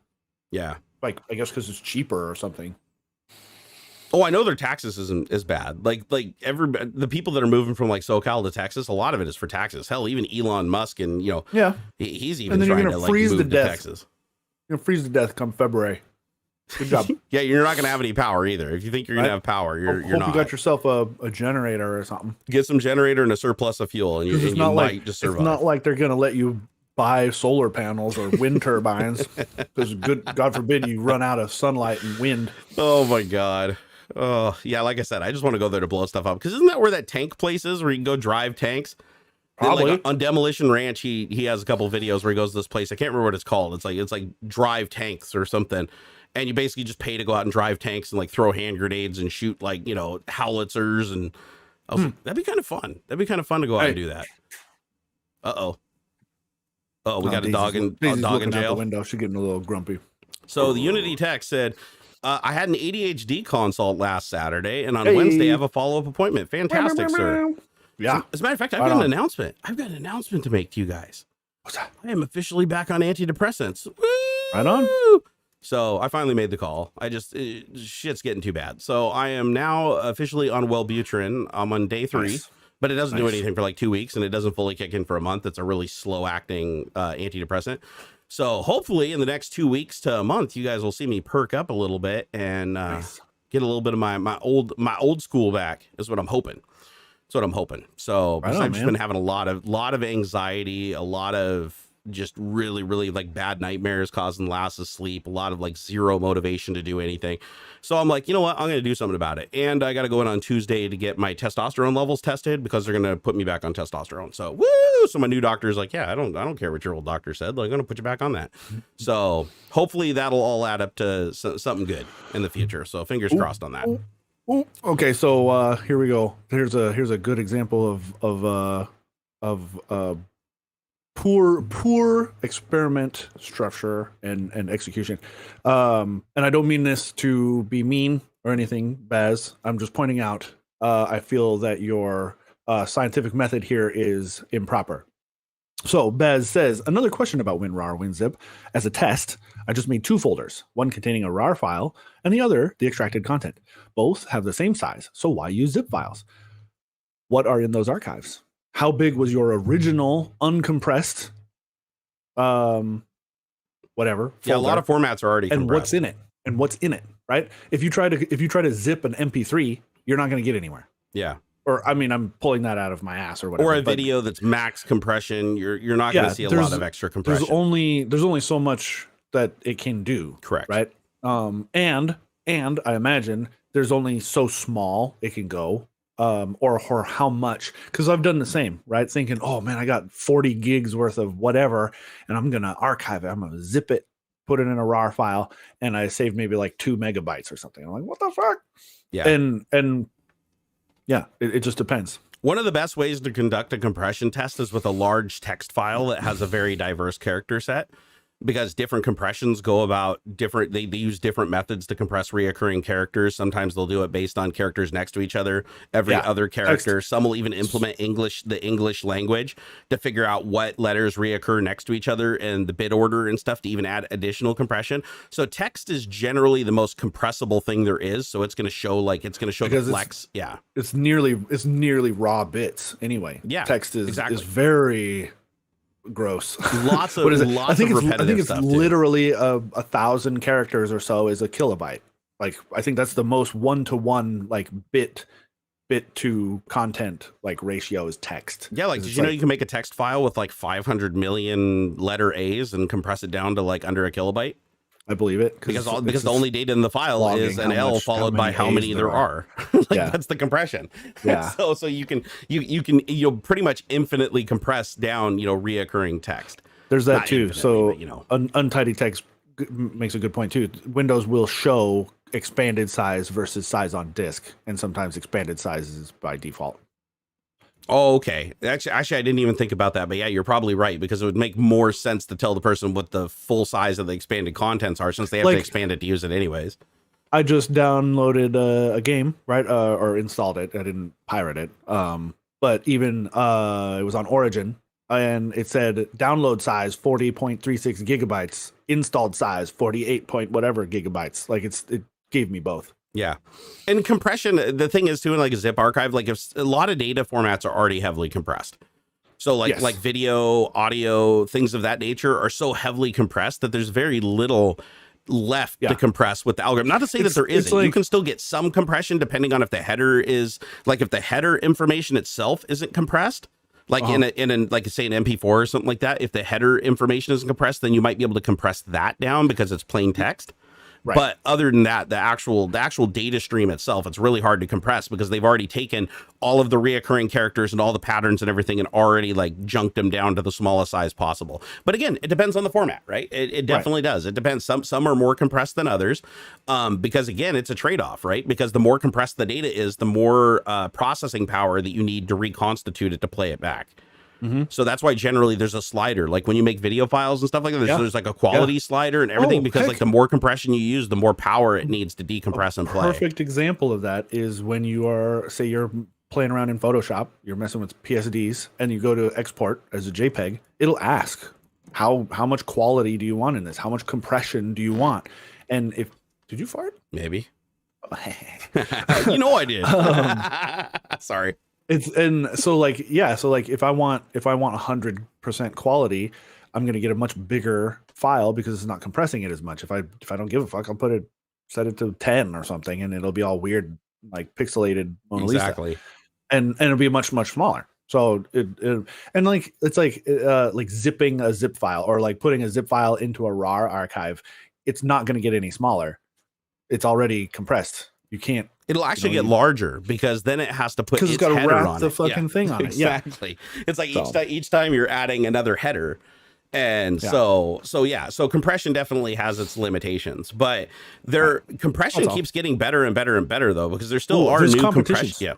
Yeah, there's yearly competitions for compression. There's a lot of low-hanging fruit. Well, not low-hanging fruit, but there's a lot of compression that's still left because now you can use machine learning, which you couldn't use before. So before it had to be patterns. Like you had to actually have a cryptex to basically say like, okay, this 1 byte of data is representative of this most reoccurring data. So that 1 byte now can represent a huge block, right? And then you just keep refining it and adding more refinement to it. Well, now that they're getting to the point where it's like you can use machine learning, you can analyze all the content on the entire internet and start to figure out what patterns reoccur more than others that you didn't know before. And then you can actually build compression bits for those also into the compression and improve the compression just based on like reoccurring data that you never thought would be reoccurring. It just happens to reoccur like organically. Yeah. So if you look at 1,000 videos and you find the same collection of 25 bytes reoccurring over and over and over again throughout the majority of these video files because of there's just a constant in nature that the algorithm noticed, or an artifact with a certain camera sensor that produces this same offset, or this you can use that to your advantage.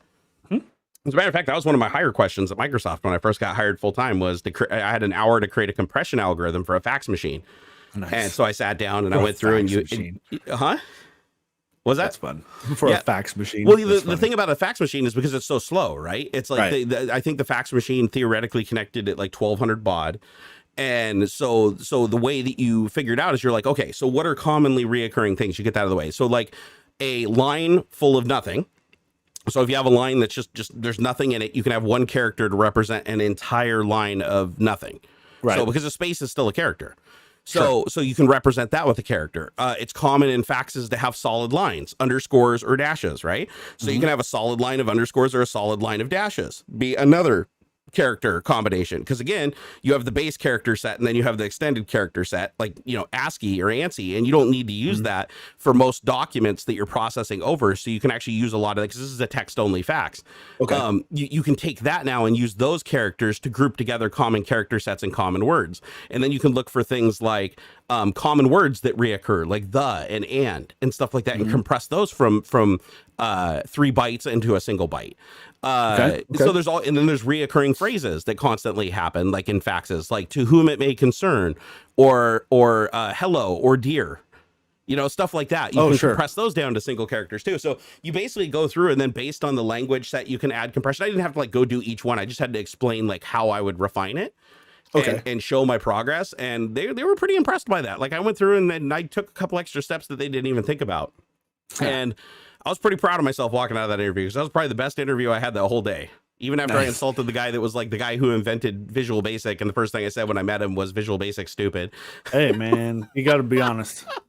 He knows. Over the note. I thought for sure I lost the job, but it turns out he was the only thumbs down out of this group of 7 interviewers. So really, dude, he literally thumbs me down.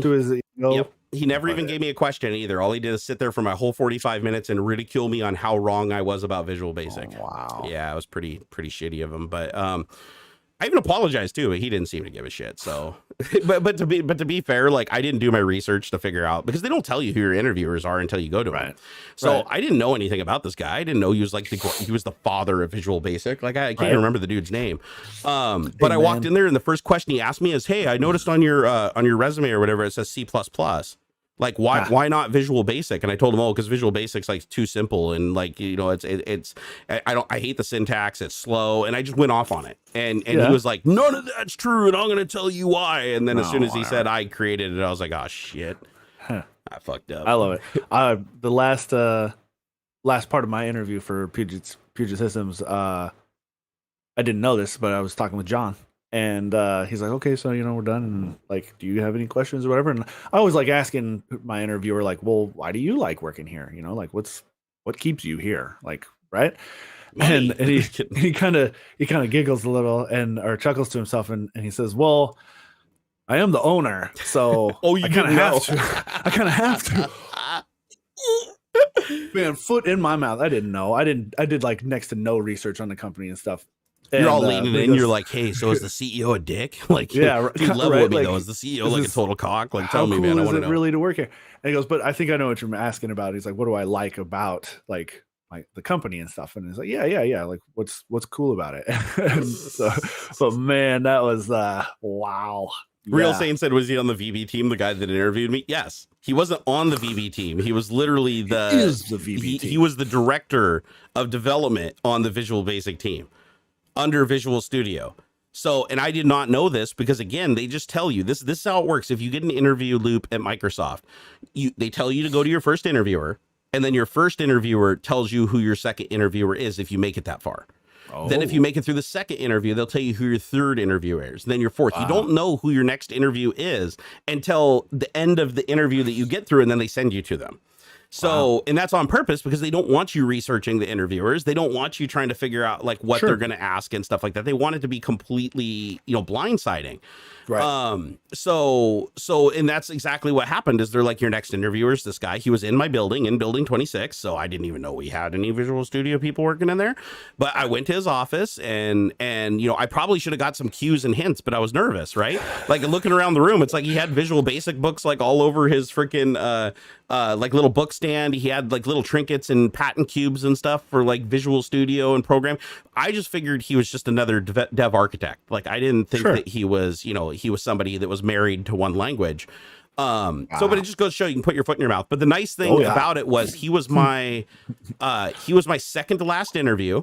And he still had to pass me on to the next interviewer because even though he gave me a thumbs down, you have to get 2 thumbs down to be punted from the interview loop. Oh, nice. So basically you get like 3, and if you do a shitty job, you're out. Then you get 5, and then if they think you're a hire, like at the first 5 think you're the cat's ass, then you get the as appropriates, which are the 2 after that. Okay. So you're basically spending an entire day in interviews from the moment you get in to the moment you leave. Wow. And I got through all 7 interviews, so I was like, man, I got a good shot because if you don't get punted, if the 5th interviewer tells you, okay, that's all, you can go back to your office, you pretty much know you didn't get hired. But if you get to that 6th and 7th, then you know you're sitting pretty. So. But I was still worried after the Visual Basic guy because I was like, dude, all I have to do is get 2 thumbs down at the end and I'm done. Right. So in the next interviewer I went to, I was much more courteous and much more careful with. And then it turned out the last interview I had was literally with a friend, an ally, somebody that I know that worked in the same lab as we did. His name was Sean Stamey, really cool dude.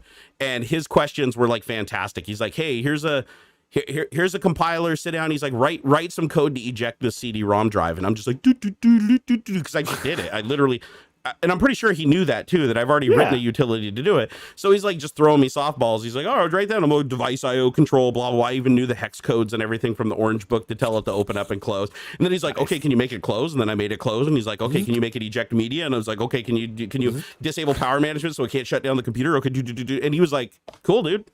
Good job. High fives all around. Although something did happen in that interview that was kind of funny. At the very end, I answered one of the questions wrong, he thought. So he corrected me in the interview. He's like, oh, nope, that's not quite right. You have to do this. And he told me that it was a different function that I needed to call, that I called the wrong function. And I was sure I was right, but I didn't want to stand my ground because he's my interviewer, right? So I showed respect, and I was like, yeah, I'm going to go look into that right now, dude. I'm going to take care of that. And he's like, oh, no, you did really good. Hey, you have yourself a good day. And I walk out, and I go back to my desk, and I type the exact same thing that I did in his office, and it actually worked flawlessly. And so I didn't want to say anything because he's my hiring manager. But once I had the job, then I went back to his office, and I knocked on it, and I said, hey, check your email. And he opened his email, and it was actually the program with my line of code from the interview. And I said, look, it works. That's like cool. So what you said wouldn't work actually did work, and so he admitted that he got that one wrong. So nice. I thought that was pretty cool, but I didn't want to challenge him. Like, well, he was still my thumbs up or thumbs down as appropriate. So nice. No, interview loops are scary at Microsoft, dude. That's like that is a high pressure environment because Because if you talk to anybody, you know, and the thing is, the one thing I really don't like about the Microsoft culture, and they still do this to this day, that I never did, by the way, I threw this out, like, even though they wanted me to do it, I was like, no, is they all use the same questions. Everybody just goes and grabs questions out of a book that's like, create a linked list, create a doubly linked list. Okay, how do you know, create a mutex or a semaphore? What is locking? What is thread locking? Like, they just give you like these generic questions. And I never liked that, because I don't think you really learn much from somebody just asking them like these brain teasers that anybody can look up on the internet. Right. I like asking them stuff that like requires them to actually go do something. Like, here's a Visual Studio compiler. Write me a program that can do this, and you have full access to the internet and full access to MSDN. You can search any resource you want. You can use any resource. You got 45 minutes, go. You know, and then just let them figure it out, and then watch them, like sit behind them and watch them and see like what they're searching for, how they're utilizing what they're searching for. You know, what are they copying, pasting? What are they changing? Like, what errors are they making? How are they figuring out they made an error and how they corrected it? That's the stuff that was always important to me. That's important. Other interviewers, though, were really lazy. Like, and I'm not going to say all of them, but like at Microsoft, that's the one compliment I always got whenever we hired somebody, is they're like, I really like your interview the most, because it actually allowed me to like do something on a computer instead of just talking about it or drawing on a whiteboard. Right. And it's just because, unfortunately, other interviewers and stuff, they don't want to set up a computer, you know, in their office dedicated to interviewing and stuff. They don't want to give somebody access to their PC. They just want them on a whiteboard with a marker, like drawing code and stuff. And I'm like, nah, I don't like that. I don't like that. Yeah, it's because you can be the best developer in the world and be shitty at writing, you know? Right. So. Huh. Yeah, that's weird. It's Tommy said, did you just dox someone? Yeah, but in a good way. That's the good kind of dox. Let's see. Wait, the stack ranking put me off applying for MS. It's a horrible practice. Yeah, as far as I know, they don't do it so much now. Actually, I don't know. I haven't checked. I know they did it a lot, like even 3 years ago. Hopefully they deprecate it, because that's a stupid practice. The fastest way to kill your team is to stack rank them. Because stack ranking implies that even if all your team members are equally good, 2 of them have to suck, 2 of them have to be a rock star, and 1 of them has to be just like, you know, in the middle. Yeah. And the thing is that basically requires you to tell your best people that they suck at least once every 2 years if you want to keep them. And you won't, because they'll leave. If they're really smart and they're really valuable, they're not going to stick around and tolerate that shit. Right. They're going to leave. So yeah, I don't blame you for not wanting to work there with the stack ranking system in place. And the thing is, Microsoft, it came and go twice when I was there for the 15 years. It was probably there for 8 years of my 15 years. They did the stack ranking thing. And I was lucky enough all but 1 year to come out on top of the stack ranking just because of what I was doing at the company. But yeah, I always thought that was really shitty, because you know that at least 2 of your teammates are going to get screwed. Like every year, you know it. And if it was the teammates that got screwed last year, they have to be the rock stars this year, and you have to be the one that gets screwed. Otherwise the team doesn't stay together. So you basically collective as a team, like, just understand that, listen, we're going to have some shitty reviews on our record, even though we did exemplary and amazing work, just to protect the team, the integrity of the team. So we don't have to keep retraining people. How dumb is that? I don't know. Man, they do some dumb stuff there. Really, they do. What is that? When Irene Smith said, when I was interviewed at Amazon, they asked me to write Fizz Buzz. Is that a game? I wouldn't even know how to write. They'd have to explain the game to me, of the rules, because I don't think I've ever played Fizz Buzz. Do I still program? Abuser, I haven't in a while. I want to get back into it. It's like I did it my entire life since I was 7 years old. And then I took a long break from it and had some life challenges and some life problems I'm still dealing with today. And unfortunately, I haven't gotten back to it. But it's like a duck to water. I've done it so long that it's like it'll take me literally a week to get up to speed on everything again and be like full back into it. It's like once a developer, always a developer. Yeah, I can see that. Yeah, totally, man. It's like riding a bike. Sure. If anything, shit just gets easier as time goes on, because there's better, more well-optimized libraries, new features added to the language. Yeah, just copy from Stack Exchange, because more people have done the stuff you're trying to do. So you just copy paste. Oh yeah, the number one thing I tell any developer is don't reinvent the wheel. That is the most common thing that every freaking developer does, is they want to flex, and they're like, my bubble sort can be 1% faster than your bubble sort. And it's like, well, how long did it take you to create that? Yeah. How much time did you waste? Exactly. It's like you saved 5 million nanoseconds, but you spent 500 million nanoseconds developing it. It's like, dude, it's not worth it. You got to think about what your time costs, man, and then compare that to how much time you're going to save. Yeah, like I had a guy rewrite one of my algorithms. It took him a whole weekend, and he rewrote my algorithm. And he's like, "Oh man, I got your SQL query performance down by like 50 milliseconds or something like that per 100 queries." And I'm like, "Dude, we don't even do 100 queries a month." Yeah, it's like, and dude, why?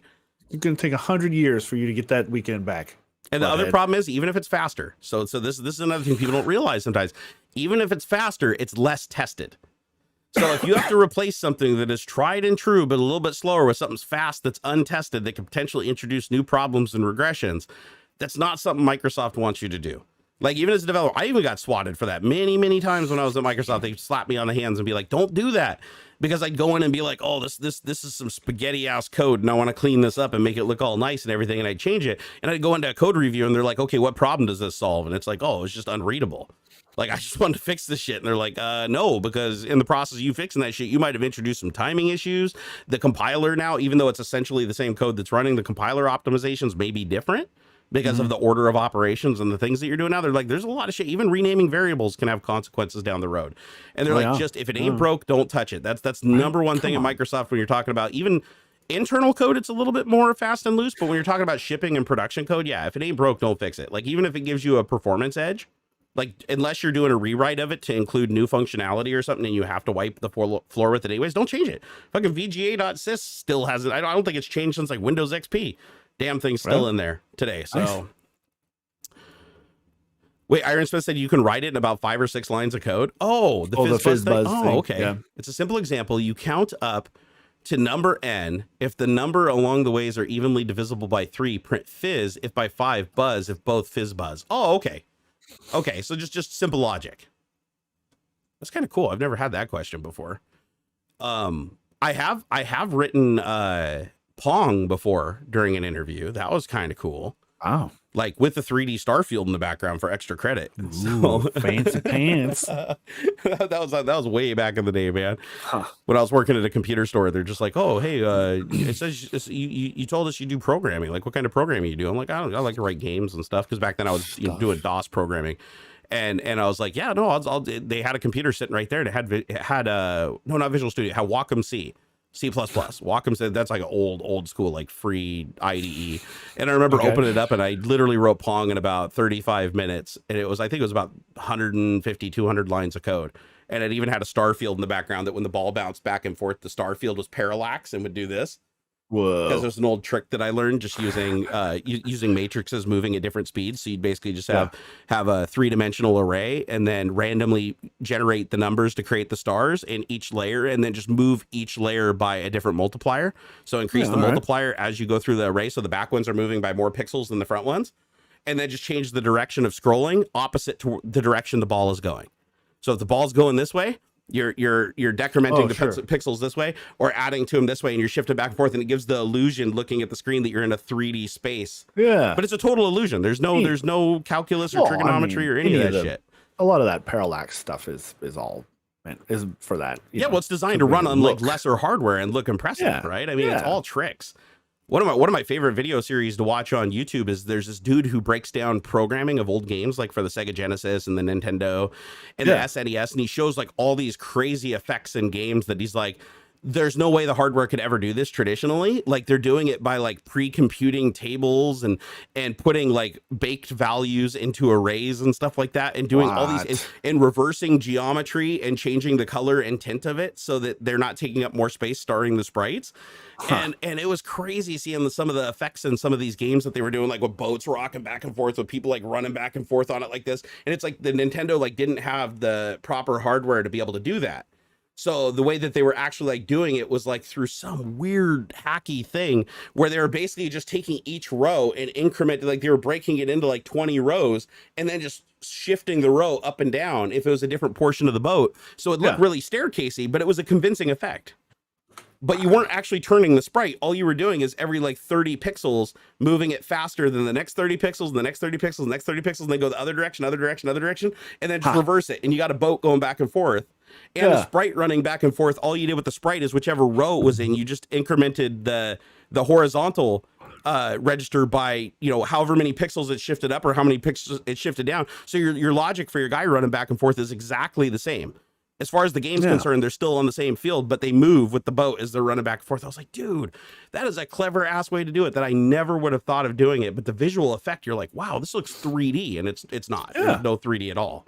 Cool. Super cool. Well, guys, it's almost time to wrap up here. Yeah. It's been another amazing tech talk. You guys have been awesome. Thank you for the super chats, dude. You guys are the OGs, man. Serious business. Serious business. Let's see. Were there any other ones that came in? Let me refresh here really quick. I just want to make sure I got everybody. I don't like leaving anybody hanging that supports the channel.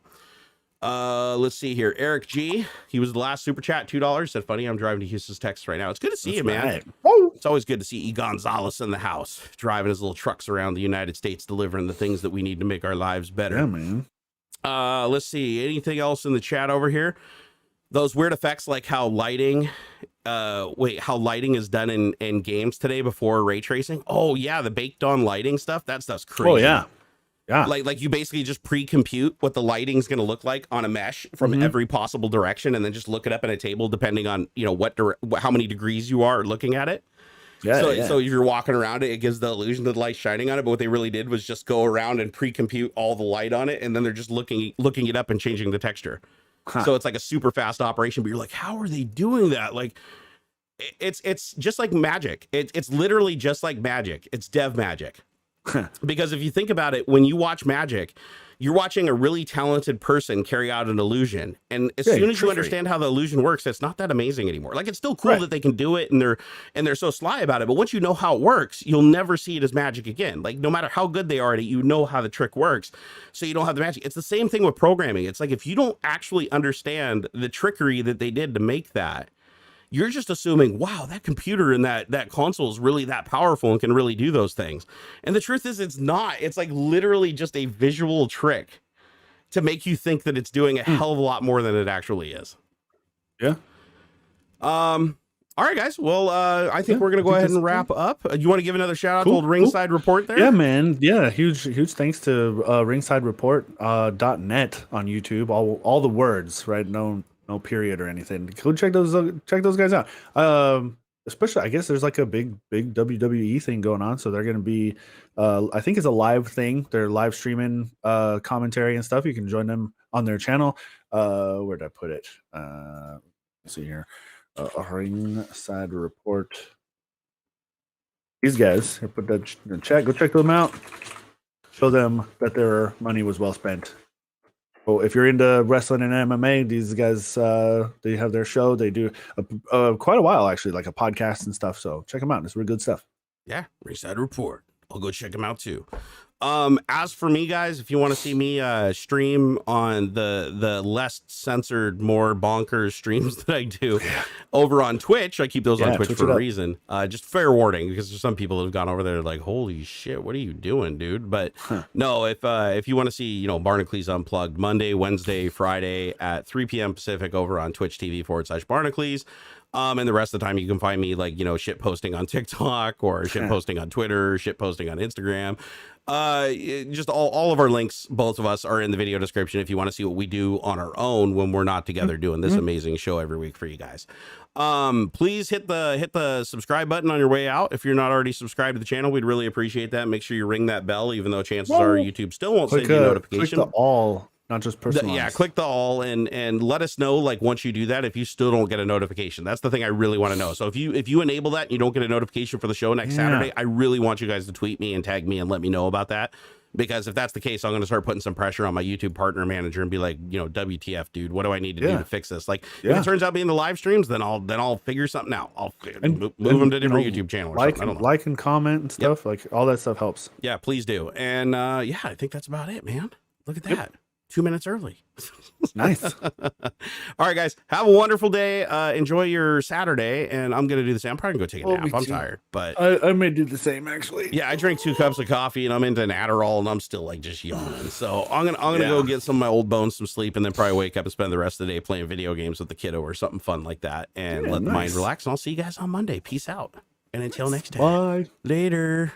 All right, let's see.